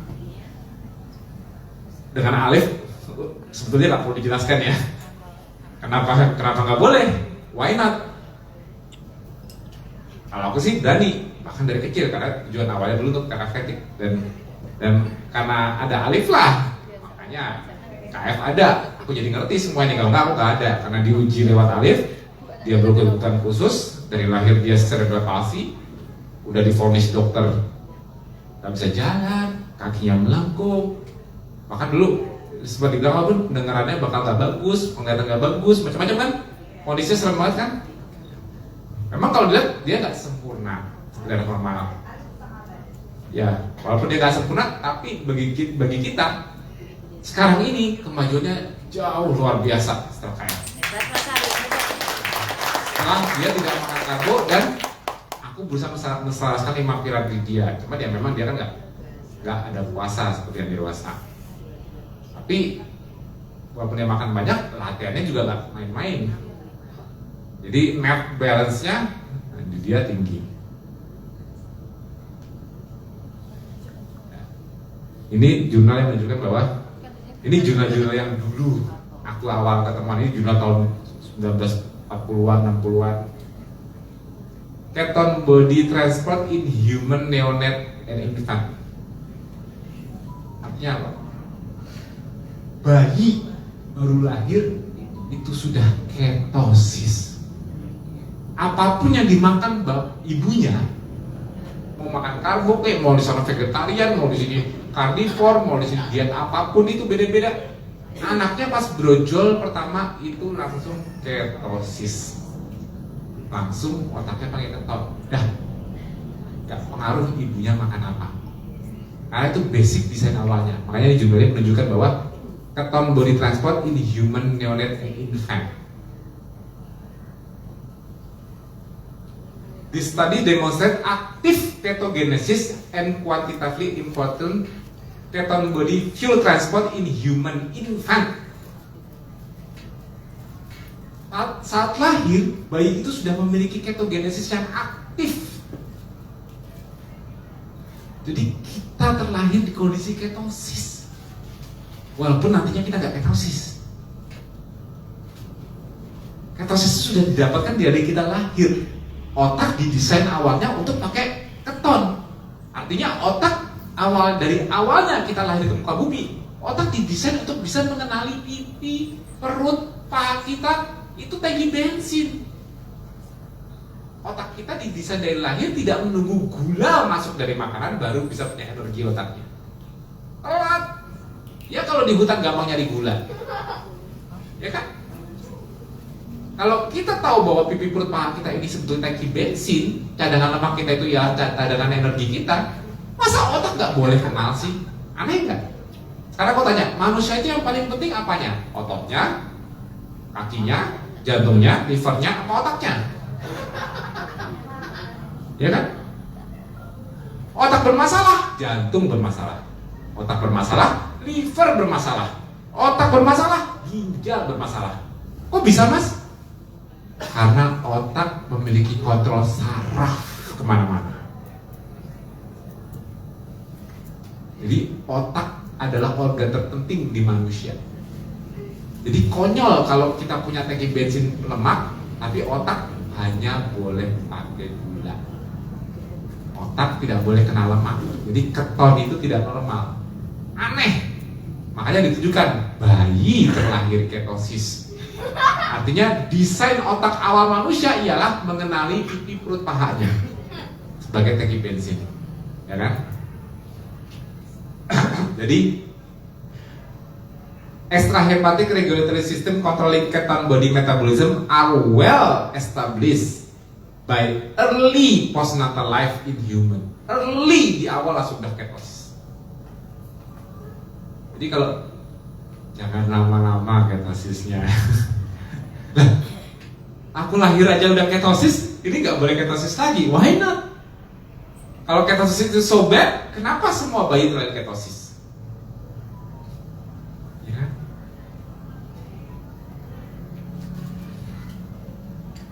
Ya. Newborn infant children 24 tahun, 68 tahun. Ini jam dari fasting. Ini untuk ngetes anak-anak kita di rumah. Ini mumpung ya, mumpung ya, bukan aku promosi ya, di depan ada alat ketometer, tahu kan? Hebat kan? Emang agak mahal ya, terserah kalau mau beli. Kita buktikan, contohnya kayak Arka, anaknya Teteh, dia nggak ketosis. Si Aca, Mas Aca, kan dia masih makan ciki kan, makan macam-macam kan Aca. Aca umurnya berapa Teh? 2,5 tahun, 2-4 tahun. Berarti dia butuh cuma sekitar 12 jam. Kalau Aca, Arka, Mas Arif, kalau si Arka adanya Mas Arif itu 12 jam gak makan, langsung muncul keton. Walaupun sebelumnya makan ciki. Secepat itu anak-anak kembali ketosis. Ya, 12 jam. Arka tidur, bangun, misalnya Arka tidur 7-8 jam, tambahin beberapa jam lagi aja, jangan langsung kasih sarapan, langsung tes ketonnya, muncul. Bagi anak-anak sangat mudah masuk ketosis karena aktif ketosisnya. Newborn lebih cepat lagi, infant lebih cepat lagi. Anak 6-8 tahun ini sekitar 20-24 jam. 20 jam lah, 20 jam gak kemasukan makanan, telat makan 20 jam. Anak-anak 6-8 tahun fase maintenance di KF, makan cuma 4 jam. Artinya dia 20 jam puasa, langsung ketosis. Masalahnya kalau dewasa butuh sampai 3-4 hari nggak makan baru ketonnya muncul. Masa saya nggak makan 3-4 hari? Ya, jadi di awal kehidupan manusia ketosis itu sangat kuat, sehingga anak-anak yang masih makan karbo pun sangat cepat kembali ketosis. Makanya jangan heran bagi kita yang belum KF sekalipun, jangan heran kalau lihat anak-anak kalian pagi-pagi susah sekali disuruh sarapan. Iya. Betul? Maunya mereka langsung, pada saat mereka susah diajak sarapan, mereka lemes apa lari-lari kemana-mana? Tetap lari-lari aktif. Nah, kalau lihat anomali seperti itu, kok anak saya susah makan ya? Kok pagi-pagi bangun malah lari-lari ya? Iseng sini deh, kamu kok susah banget sih makan? Coba mama tes dulu. Ketonnya kok 0,8, kok 0,9? Kok anak saya ketosis? Asal kemarin saya suapin bubur, kok pagi-pagi bangun tidur gak bisa diem, dia lagi ke sini. Kok dia gak lemes? Oh ternyata masih saudaranya ada ketonnya. Secepat itu anak-anak kembali ketosis hanya dengan telat makan. Dan mereka sendiri tidak lemes. Gak mungkin mereka gak makan. Yang aku maknya aja udah pusing gak makan, lemes. Ini kok anakku kok bisa ya lari sana sini ya? Karena anak-anak ketogenesisnya masih cepat. Itu rahasianya. Jadi ketosis itu sangat normal. Ya. Nah, banyakkan makan daging, hipertensi. Ini fenomena-fenomenanya kita ikutin semua dulu. Yang menyebabkan hipertensi itu bukan daging. Yang menyebabkan hipertensi itu ialah insulin resistan dan hiperinsulinemia. Ini jalur-jalurnya sampai ke hipertensi. Ya. Visceral obesity, obesitas di visceral terutama, itu meningkatkan sistem ras. Ini juga meningkatkan hipertensi. Jadi penyebab tensi kita jadi ketinggian itu tidak ada hubungan dengan makanan. Berhubungan patofisiologinya bukan dari makanan, tapi dari kondisi fisiologi kita. Apakah kita mengalami insulin resistan dari pola hidup kita, bukan karena makan aja. Pola hidup kita membuat kita insulin resistan, insulin kita ketinggian terus, atau pola hidup kita yang stres terus itu mengaktifkan simpatetik dan mengaktifkan RAS, renin-angiotensin system, akhirnya tinggi hipertensinya. Jadi gak segampang aku gara-gara makan ikan, makan ayam, makan telur, makan daging, makan bebek lompat, makan kambing lompat tensiku. Gak segampang itu. Pengaturannya itu ketat untuk tensi. Kalau ada sampai kegagalan lompatan tensi, ada yang salah di keseimbangannya.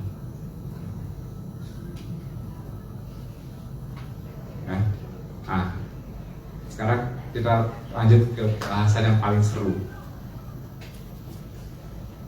Yang paling ditakutnya dari banyak makan daging ialah takut ginjalnya bermasalah kan? Ini yang sering banget aku dengar. Aku sampai bingung cara jelasinnya gimana sih supaya orang mikirnya nggak sesederhana itu. Akhirnya di seminar ini ya materi yang agak teknikal dan aku nggak bisa sederhana lagi. Karena supaya orang bisa melek tahu penyebab rusaknya ginjal itu apa, aku harus mengajarkan secara teknikal seperti seorang engineer. Aku kasih dulu desain basic ginjal itu seperti apa, tahu nggak? Jadi nggak gampang. Aduh, aku banyak makan daging. Aduh nih bisa pipisin protein nanti aku. Gara-gara kebanyakan makan protein, kan makan daging protein. Aku menjadi pipis protein nih gara-gara kebanyakan protein. Kalau aku udah pipisin protein, artinya ginjalku rusak, betul nggak? Sesimpel itu kan yang kalian pikir. Tanpa memahami apa sih basic ginjal itu gimana sih? Inilah pentingnya belajar engineering physiology. Ya. Jangan takut, ini pelan-pelan banget. Ya. Yang penting aku kasih luarnya ginjal aja deh. Aku nggak sampai rumit-rumit. Yang berat-berat aku skip. Tapi kita kebayang, taunya cuma ginjal bentuknya kayak gitu, tapi kita nggak tahu apa sih di dalam itu yang terjadi itu seperti apa ginjalnya. Kan nggak paham, kita nggak benar-benar paham kan mengenai ginjal kan. Mau bikin paham dulu nggak? Oke. Sebetulnya dari dulu aku paling takut suruh jelasin ini, kenapa? Karena takutnya rumit, tapi nggak tahu somehow aku ada ide nih, ada ide untuk menyederhanakan karena ginjal itu nggak mudah. Ini ginjal kita ada dua ya. Ini jadi darah kita itu kan, tubuh kita itu kan melakukan metabolisme setiap hari. Metabolisme ini kan juga menghasilkan waste, ya kan, yang nggak pakai, betul nggak? Waste ini, limbahnya ini dibuang ke darah kan. Nah, oleh sebab itu limbah ini harus dibuang keluar dari sistem kita. Caranya ialah lewat ginjal baru ke urin, oke? Ya, ini yang warna merah ini ya darah yang masih membawa kotoran. Setelah disaring, ini glomerulus ini ialah, anggap aja ini, lihatnya secara awam ya, jangan pusing, tapi lihatnya anggap aja ini saringan. Anggap aja ini saringan. Hasil saringannya ini ialah menyaring darah ini untuk waste-nya itu keluar ke urin. Baru menghasilkan darah yang tanpa kotoran, bersih. Jadi disirkulasi darah kita dijaga supaya bersih ialah karena ada proses sistem penyaringan. Jadi penyaringan, hasil saringannya mesti dibuang dong. Buangnya ke urin. Nah ini jalurnya nih, ini ke urin, ureter. Ya, ini jalurnya ke urin ya, kelihatan ya. Ini bladder, kandung kemih kita, kantong kemih ya. Oke. Ini saringan-saringannya nih. Sebutnya Bowman capsule. Ini saringan-saringannya, anggap aja ya. Ini darah, bayangin pelan-pelan. Ini darah merah kotor masuk ke sini, nanti keluar biru balik sana. Ini yang merah ke sini keluar biru. Nah, di sini saringan-saringannya. Saringan-saringan ini sampahnya dilewatkan ke urin keluar. Jadi ginjal kita ialah sistem saringan. Nah, paham ya? Rumit gak? Ya kan? Gampang kan? Udah jadi dokter tuh. Udah jadi nefrolog kan? Gak segampang itu. Kamu buat apa ini? Ya simpel-simpel aja Pak, tenang. Ini yang tadi yang dengan waste, ini masuk ke ginjal. Pelan-pelan yang ikutin, kalau bingung liatin titik merahnya aja nih. Blood with waste ya, masuk ke ginjal, ini ke Bowman. Ini pada saat masuk ke saringan, ini ada linker di sini nih, masuk ke salah satu saringan ini diperbesar nih ya. Saringan ini diperbesar menjadi sebesar ini nefron ya. Di sini yang sebetulnya Bowman's capsule yang tadi itu. Di sini lupa ini sebetulnya glomerulus. Ya. Ini cuman ya kalau mau diingat boleh, tapi ini agak rumit. Ini loop of nephron, ini the collecting duct. Nanti setelah disaring di sini tuh sebetulnya juga ada exchange, ada reabsorpsi kembali. Biar gampang aku pakai next slide. Nah ini afferent arteriole, artinya gini, darah yang kotor tadi masuknya dari sisi afferent. Ya, afferent itu sisi masuknya darah yang ada waste-nya. Masuk ke Bowman capsule ini di glomerular capillaris glomerular tadi ini disaring sehingga keluar nih. Ini yang waste-nya.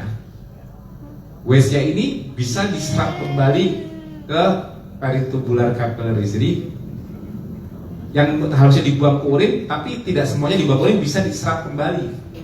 Di sini biasanya kontrol. Jadi kontrol untuk nyerap kembali potasium, nyerap kembali natrium, garam, kontrol. Ya, jadi untuk mengontrol kayak jadi gini, dia udah keluar dari saringan, tapi di tubuh masih butuh. Kayak gini, garam udah keluar di sini, tapi di tubuh kurang garam, disedot lagi di sini. Jadi ini kayak sistem kontrol. Atau yang di darah hasil yang disaring di sini kan keluarnya ke sini efren. Tapi di sini garamnya masih kebanyakan, dikeluarin lagi ke sini. Jadi ini keluar masuk untuk balance-nya. Ya.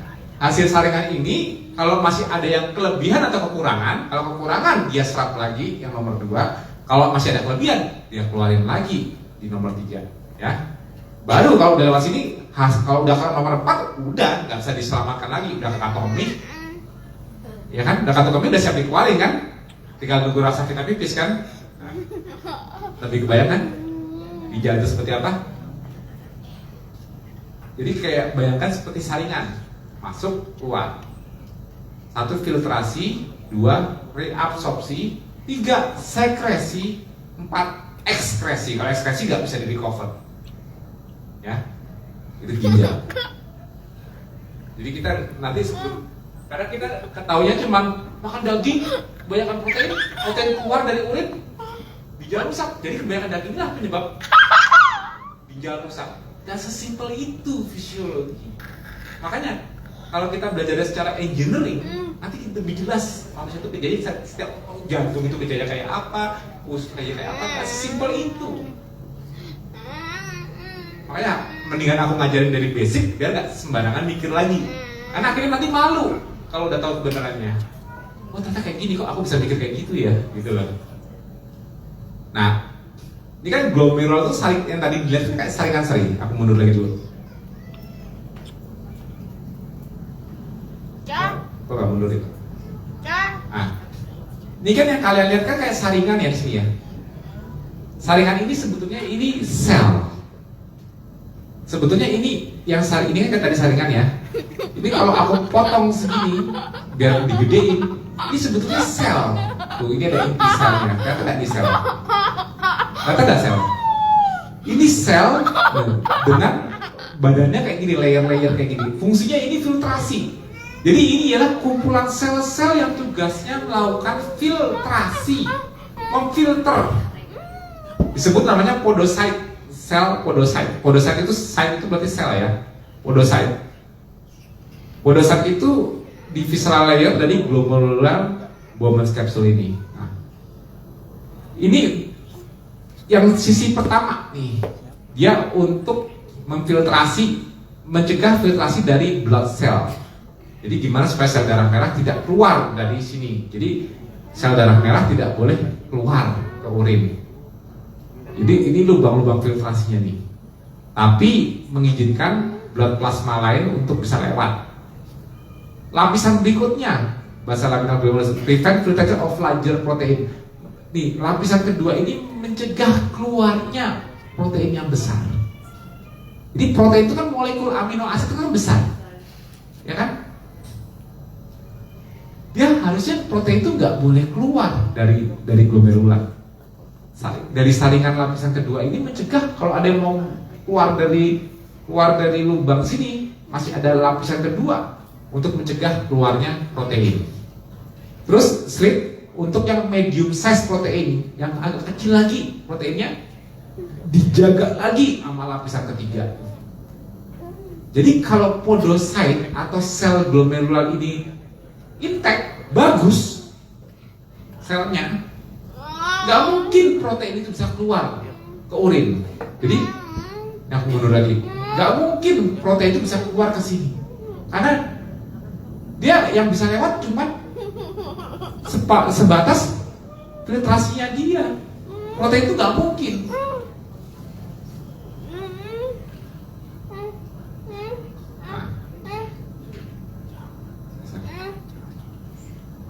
Ini yang bone marrow. Jadi kita sekarang kalau orang ginjalnya bermasalah atau gagal ginjal atau sakit ginjal, kidney injury, tahu nggak apa yang paling tepat menunjukkannya? EGFR, laju filtrasi ginjal. Pernah dengar nggak? GFR. Walaupun ada ureum, ada kreatinin, kalau itu ketinggian artinya nggak bisa dikeluarin. Tapi itu pasti sebanding dengan GFR-nya kan? Kalau ada ureum tinggi, mungkin nggak GFR-nya normal? Enggak kan? Pasti ada penurunan di laju filtrasinya kan, GFR-nya kan? Sama halnya dengan kreatinin. Makanya untuk mengetahui fungsi ginjal itu justru lebih akurat bukan dari ureum dan kreatinin, tapi dari glomerular filtration rate. Kemampuan glomerular, ya, kemampuan si saringan untuk memfiltrasi. Kalau kemampuannya turun, ginjalnya turun. Akhirnya hasilnya cuma ureum tinggi, itu cuma hasil dari kemampuan filtrasi yang turun. Kreatininnya tinggi, cuma hasil dari kemampuan ginjal yang turun karena tidak bisa memfiltrasi. Kayak itu kan, betul nggak? Betul nggak? Nah, berarti yang kita perlu ketahui ialah kesehatan ginjal ialah bagaimana menjaga filtrasi ginjal kita laju memfiltrasi darah di ginjal kita tetap bagus. Itu yang kita pikirkan. Jadi jangan jauh-jauh ngomong makanan dulu. Kalau kita mau sehat, pikirkan GFR kita itu gimana. Ya. Jadi regulasi GFR itu ialah tekanan dari renal blood flow yang masuk dari afferent tadi ya, darah yang kotor dan darah yang keluar. Ini menciptakan tekanan GFR di sini. Ini di dalam glomerulusnya ya. Paham kan? Tadi kan? Nah, jadi kalau kita mau GFR-nya bagus, rumus standarnya sih memang konstan RBF, konstan renal blood flow. Artinya konstan GFR nantinya.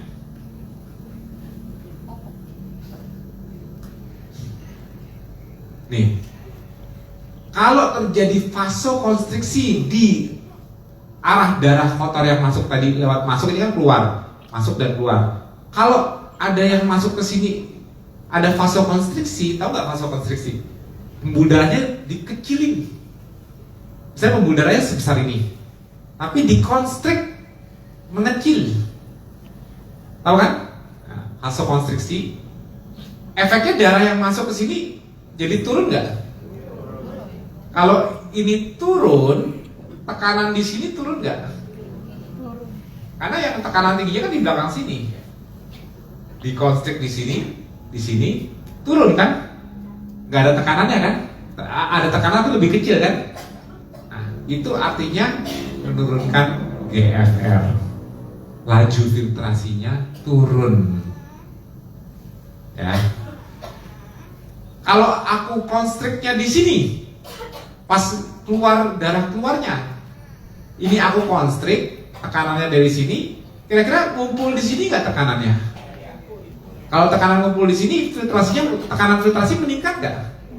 Nah, berarti konstriksi di jalur keluarnya, karena arah darahnya dari sana. Kalau aku konstrik di luar, dia bakal ngumpul di sini. Kebalikannya, konstriksi di sini meningkatkan GFR. Paham nggak? Meningkatkan kemampuan filtrasi. Makin kan gini loh. Aku takutnya nggak kebayang. Aku mau bikin analogi dulu nih sebelum takutnya terlalu jauh, bingung cara kerja ginjal. Saringan, ya saringan. Saringan agak susah. Kain yang buat nyari tau gak sih? Kalau misalnya gini, aku bikin selang ke sini, sama selang keluar. Di sini kain kasa, aku tekan air, jadi tekanan ke kain kasa ini yang menyebabkan kain kotorannya keluar netes ke bawah kan? Tekanan dari sini kan, dan tekanan keluar. Netes yang keluar ke bawah ini hasil filtrasinya. Kalau ini aku kecilin tekanan air masuknya, tekanan di air di kain kasa ini turun nggak? Netesnya berkurang kan? Kalau yang keluarnya air aku tutup, tekanan dari sini kan ketahan, kan makanya makin kuat ke sini kan? Makin banyak netes nggak? Itu filtrasi rate, paham nggak? Laju filtrasi. Jadi kalau laju filtrasi ginjal makin turun, anggap aja laju filtrasi gini. Kamu gagal ginjal, ginjalmu laju filtrasinya udah 0. Artinya ada yang keluar dari kasa nggak airnya? Ujungnya orang yang udah CKD-nya udah parah bisa pipis nggak? Paham nggak cara kerja ginjal? Bayang nggak sekarang pakai analogi kasa? Nanti ya, aku soalnya agak susah nih kalau aku nggak pengennya orang awam bisa melihat cara engineering. Karena ngebayanginnya pasti susah, tapi aku ngebayangin kalau anggap aja ginjal itu seperti selang ngirim ini air kotor nih, aku kirim ke kasa yang diikat pakai apa karet, disemprot, berarti kan semua kotoran air itu kan bakal naik ke bawah. Yang keluar itu hanya yang bisa melewati pori kasa. Jadi yang gede-gede nggak bisa keluar partikel di dalam air itu. Habis disaring di situ, dikeluarin lagi ke sini. Kalau aku tahan masuknya air, afferentnya aku tahan, ya jelas dong tekanan untuk buat mendorongnya keluar sana turun dong, otomatis airnya berkurang kan, yang dibuang waste-nya pun juga kurang dong. Tapi kalau aku tahan di sisi keluarnya, yang buat buang waste-nya meningkat, tapi tekanannya ketahan di sini, ya, oke, paham ya? Nanti aku jelasin sampai situ. Aku cuma mau menjelasin kalau terjadi konstriksi, hasilnya seperti itu. Nanti aku baru mau ngajarin apa yang menyebabkan konstriksinya. Ya, konstriksi itu kayak aku tekan selang sini atau aku tekan selang sini. Konstriksi, masuk konstriksi ya. Oke, mudah-mudahan yang awam paham. Nah, ini baru rumitnya. Pelan nih. Oke, jadi ginjal itu sebetulnya merupakan kontrol yang seimbang. Bunda serius banget, emang ngerti? Hah? Teknikal banget Bunda gak ngerti deh. Yang pernah gak ngerti. Nih, ini sympathetic activation ya. Jadi fungsi dari pengaturan glomerular itu ya kalau terjadi penurunan blood pressure di darah, kita ada penurunan tekanan darah, efek di carotid artery itu dia bakal meningkatkan aktivitas simpatetik tone saraf sistem stres tadi itu, ya. Jadi ini gambarnya harusnya digedein sih, agak susah. Aku langsung pindah ke sini aja deh, soalnya gambarnya kecil-kecil. Jadi efek dari simpatetik itu dia langsung mempengaruhi afferent dan efferentnya. Keluar masuk selangnya kepengaruhi. Ini gambarnya kurang bagus, coba nih berikutnya mungkin bagus gambarnya. Ini sumbernya ya, ini udah nggak ada waktunya. Di jam 3 aku kejadian, ini nggak aku jelaskan, tapi sumber simpatetik itu dari otak, ya, dari otak kita. Kontrolnya PVN yang aku bilang tadi, paraventricular nucleus. Ini dia mengirimkan semua simpatetik kemana? Simpatetik ke ginjal, simpatetik ke jantung, dan ke pembuluh darah. Kalau simpatetik meningkat, pembuluh darah menyempit, yang selang ke ginjal tadi menyempit, konstriksi, jantung pun berdetak cepat. Itu efek dari saraf simpatetik. Nah, efeknya ialah konstriksi, ya, konstriksi. Jadi efek dari simpatetik ini ialah detak ginjal, ini renal hemodynamic change, hemodinamik ginjalnya berubah karena pengaruh dari efek dari saraf simpatetik. Nah, baru ya, masih dulu.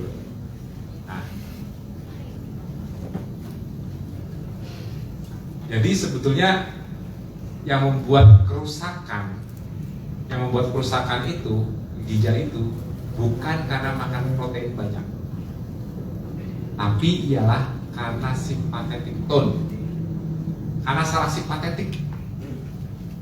Makanya yang paling terkenal merusak ginjal ialah apa? Tensi bukan? Ya, tensi dan gula darah. Itu yang paling terkenal. Jadi sebelum ngomongin makanan, orang kalau diabetesnya nggak beres-beres, pasti kena ginjal. Orang kalau tensinya nggak beres-beres, pasti kena ginjal. Paham nggak? Sebelum kita peduli mereka makan apa di belakangnya, tapi kalau tensi lu nggak turun-turun, pasti kena ginjal. Kalau gula lu nggak turun-turun, pasti ginjal lu kena juga. Nggak peduli makan apa. Jadi nggak bisa makan. Kalau aku makan daging terus, tapi ternyata gula gue nggak naik, tensi gue nggak naik, rusak nggak ginjalku? Kalau aku makan rendah lemak, cuma makan karbo aja, rendah lemak, tapi kok tensiku tinggi terus, gulaku tinggi terus, rusak nggak ginjalku? Jadi jangan ngomong makan apa yang merusak ginjal, kondisi apa yang merusak ginjal, itu yang benar. Kalau orang ikut KF makan daging terus tensinya pada tinggi terus, mereka bakal tambah sehat apa tambah sakit? Kok bertahun-tahun ikut KF apa nggak sakit? Karena ngerasa sehat mereka mau bertahun-tahun, betul nggak? Bukan karena tensi tinggi terus, aduh nggak tahan nih, tapi gue suka daging, gue makan terus deh, kan enggak kan? Karena mereka sehat, tensi terkontrol, mereka ikut KF terus, makan daging terus. Kondisi fisiologinya tidak menimbulkan tensi naik. Why worry ke ginjal? Kalau tekanannya meningkat ke glomerular tadi, kesaringan ke kain kasar tadi ditekan terus, lama-lama permeabilitasnya renggang nggak? Protein bocor nggak? Gulanya tinggi terus. Kalau gulanya tinggi terus, podositnya yang sel tadi, yang sel podosit yang di lapisan glomerular, mati nggak dia? Kalau oksidatif stres nggak dia? Sel yang berfungsi membentuk jaringan filtrasi tadi, kalau dia mati, bocor nggak jadi ginjalnya? Yang membuat dia mati, gula darah tinggi. Yang membuat permeabilitasnya meningkat, jadi renggang, tekanan yang tinggi. Jadi gula darah membunuh podosit, tekanan membuat podosit permeabel, karena ditekan terus. Jadi hiperfiltrasi dia. Itu yang rusak. Daging dimakan tidak merusak. Daging dimakan menghasilkan protein. Ada protein di darah. Kalau silnya bagus, gak bakal boleh keluar. Emang desain basic yang mencegah protein keluar kok. Kalau sampai itu keluar, masalah aja kan, aduh gara-gara aku makan daging. Bukan, gara-gara tensiku tinggi terus, kenapa? Jadi yang perlu tanya adalah, kenapa ya tensiku tinggi terus? Kenapa ya gulaku tinggi terus? Gak langsung bisa menjawab dengan makanan kan? Itu dia. Contohnya nih, hiperinsulinemia, tinggi insulin gara-gara tinggi karbo. Ini penyebab renal injury-nya.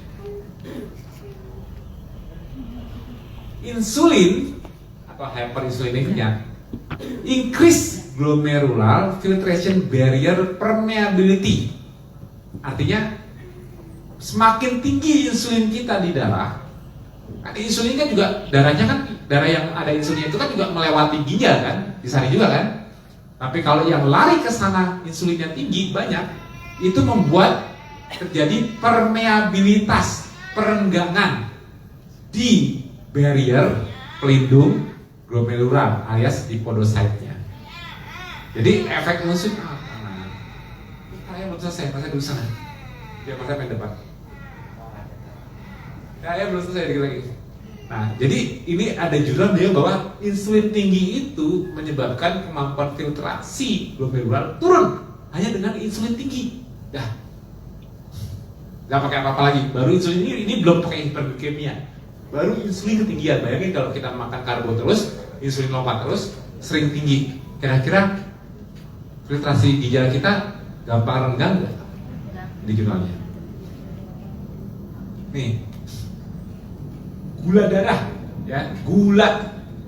Efek dari gula darah kan merusak podosit, ya kan? Podosit itu, sel tadi itu kan dia menjaga kerapatan saringan kan, lewat bodinya dia tadi kan, yang 3 lapis.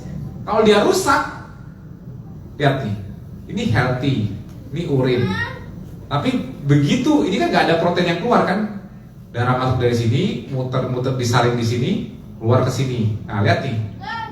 Darah di sini pas lagi diputar-putar di sini sebelum keluar ke sini, tuh proteinnya pada bocor. Proteinnya bocor. Bocor keluar ke urin, protein di urin. Nah, penyebab ini bocornya apa? Karena dari sini datang darah isinya protein banyak. Apa karena di sini yang rusak? pertanyaan. Apakah karena banyak makan protein terus darah di protein ini membuat di sini jadi pada bocor gitu? Apa tekanannya yang membuat dia bocor dan jadi renggang? Atau insulinnya yang membuat dia renggang? Atau hiperglikemianya, gula darah tinggi, yang membuat sel-sel podosit rusak sehingga bisa bocor? Gak segampang itu kan? Protein yang keluar dari sini itu ialah patofisiologi dari kondisi, bukan karena kebanyakan makan daging, tapi kondisi karena kerusakan membran filtrasinya. Ya. Dan justru ini masih baru nih, keton bodies for kidney injury and disease. Malah ini, pola ini, dietary restriction, fasting, ketosis, physical exercise dan sebagainya, ini disarankan untuk terapi terhadap masalah ginjal. Karena efek keton apa? Menurunkan oxidative stress. Kalau tadi hiperglikemia menyebabkan oxidative stress, ya, gula darah tinggi menyebabkan oxidative stress, keton antinya oxidative stress. Ya, kalau hiperglikemia juga menyebabkan inflamasi, dan inflamasi juga merusak ginjal, merusak podosit, keton antiinflamasinya. Mencegah matinya sel podosit. Kalau sel podosit mati, nggak ada lagi dong lapisan dia yang bisa memfiltrasi kan, dan mencegah fibrosis ini. Jadi disarankan di jurnal ini diteliti mengenai efek dari keton terhadap acute kidney injury, bahkan chronic kidney disease ataupun penuaan pada kidney. Karena efek antiinflamasi, efek-efek ini dari keton. Jadi kalau untuk menghasilkan ini aku harus makan daging aja, nggak makan karbo. Lucu gak? Aku nggak ikut KF, kenapa? Karena tahu kena ginjal. Padahal dengan kira KF, keton yang dihasilkan menyehatkan ginjal. Keton yang dihasilkan menyehatkan ginjal, tapi makannya kita ketakutan dagingnya. Karena takut proteinnya kebanyakan di darah, terus bikin ginjal kita saringannya bocor. Kan aneh jadinya. Sedangkan bocornya ginjal bukan karena protein di darah, tapi karena oxidative stress, inflamasi sel death dari podositnya. Yang menyebabkan sel death dari podosit apa? Hiperglikemia, hipertensi. Jadi kalau kita ketosis tapi tensi kita jadi terkontrol, aku makan, jadi makan orang KF serem, tuh diajak ke Padang, lauknya habis semua. Lihat tuh, bentar lagi mereka gagal ginjal. Udah dituduh gitu aja kita. Kalau habis keluar dari Padang, besok pagi kita tensinya naik, gula darah kita naik, baru boleh 100 kita. Kalau kita keluar dari Padang, besok pagi gula darahnya di bawah 100, tensi normal.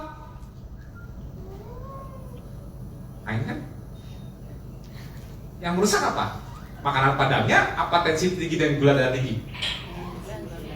Itu yang harus dipahami dulu. Jadi jangan langsung nunjuk makanan, nunjuk situasi apa yang menyebabkan ginjal rusak. Situasinya apa? Hiperglikemia, hipertensi, inflamasi. Dengan cara aku makan daging seperti ini dan tidak makan karbo, aku nggak mengalami itu semua. Baik, ya kan? Gak sesimpel nunjuk makanan lagi kan? Oke. Ini sebetulnya sudah pernah ini karena udah jam 3, waktunya kan sampai 3 jam 3 ya.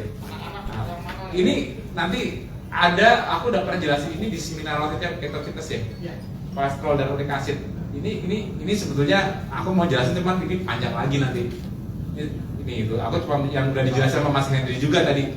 Kalau ada opini nanti ada penjelasan, aku udah pernah itu 1 hari seminar juga, waktu itu Mas Hendri juga datang ya, kolesterol ya. Kalau aku jelaskan itu lama, yang penting jangan takut kolesterol. Seperti yang Mas Hendri tadi bilang, kolesterol itu bukan nyumbat di itu, tapi di balik pembuluh darah penebalannya. Ya. Ini aku lagi jelasin ini lama nih. Ini aku udah pernah 1 sesi sendiri. Iya, ini udah mau selesai. Ya, ini udah kasih dan sebagainya. Ya.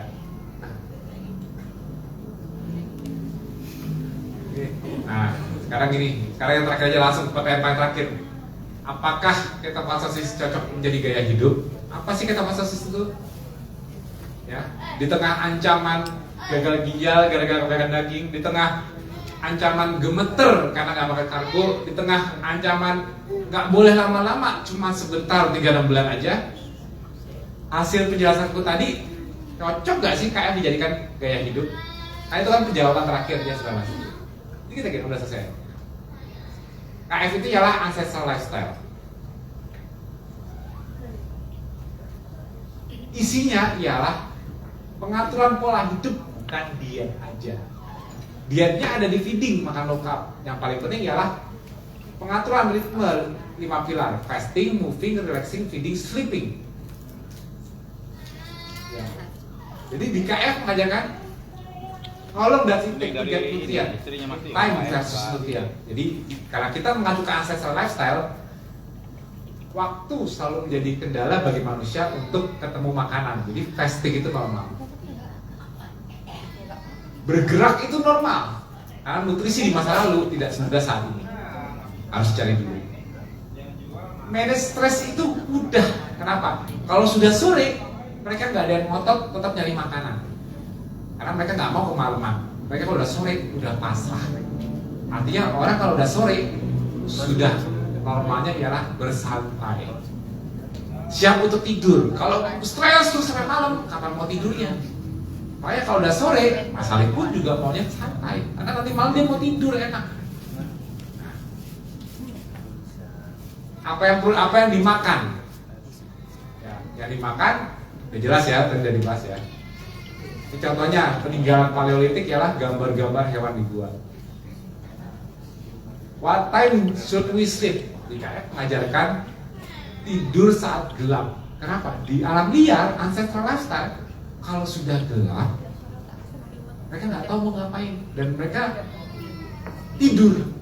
Kita belajar untuk tidur lagi. Di hutan, ngomong pertanyaan lagi kita. Waktu di hutan Amazon ingat nggak Pak? Ingat deh. Waktu dulu di hutan Amazon tidurnya gampang nggak di hutan? Betul kan? Begitu balik ke kota, beda nggak rasanya? Beda.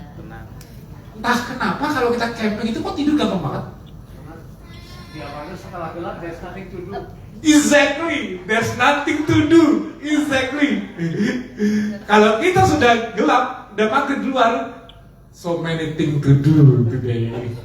Masih buka WA, masih apapun. Terbukti kalau orang kota susah tidur, yuk tak tarik ke Amazon, tinggalin sebulan, pasti tidurnya bener. Bohong kalau nggak bener, serius. Orang ada hipertensi, ada diabetes, nih tak tarik, taruh di Amazon, nggak dikasih bekal, udah tinggalin aja. Nggak usah disuruh KF, dia pasti puasa kok dari pagi. Nggak usah disuruh KF, dia pasti makan hewan kok. Nggak usah disuruh relaxing, dia sore pasti nyerah kok, pasti balik ke pertama. Nggak usah disuruh tidur cepet, tidurnya bakal cepet. Cuman kita ajak orang diabetes, hipertensi, kanker, taruh di Amazon, tinggal sebulan lagi tak cek ya. Oh masih hidup, ya kelep. Tensinya udah normal, gula darahnya udah normal, kansernya mengecil. Padahal cuma tak tinggalin di Amazon. Kok bisa dia sembuh semua itu ya? Apa yang terjadi di Amazon? Di Amazon saya ikut KF. Saya fasting, saya harus moving, saya harus relaxing tepat waktu, saya harus feeding yang lengkap, saya harus sleeping tepat waktu. Di Amazon. Kalau di kota, saya tetap sakit. Tapi kalau saya ketemu KF, diingetin lagi untuk hidup di kota dengan pengkondisian seperti itu. Itulah KF. Maka pertanyaannya, apakah KF bisa dijadikan gaya hidup di kota, tapi dengan memegang hakikat di alam liar? Dikembalikan ke diri masing-masing. Terima kasih.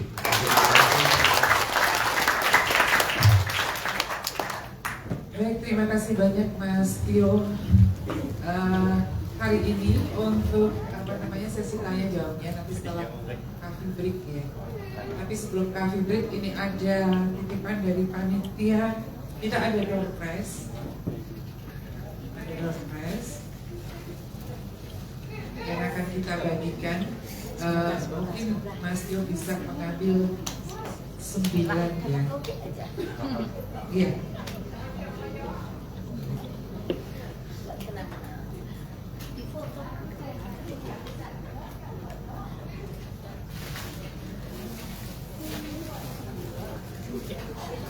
Oke, jadi untuk door prize kali ini dipersembahkan oleh Lapak Mbak Bet ya, pengurus kemudian fat activator, kemudian juga dari ketose. Yang beruntung untuk mendapatkan door prize adalah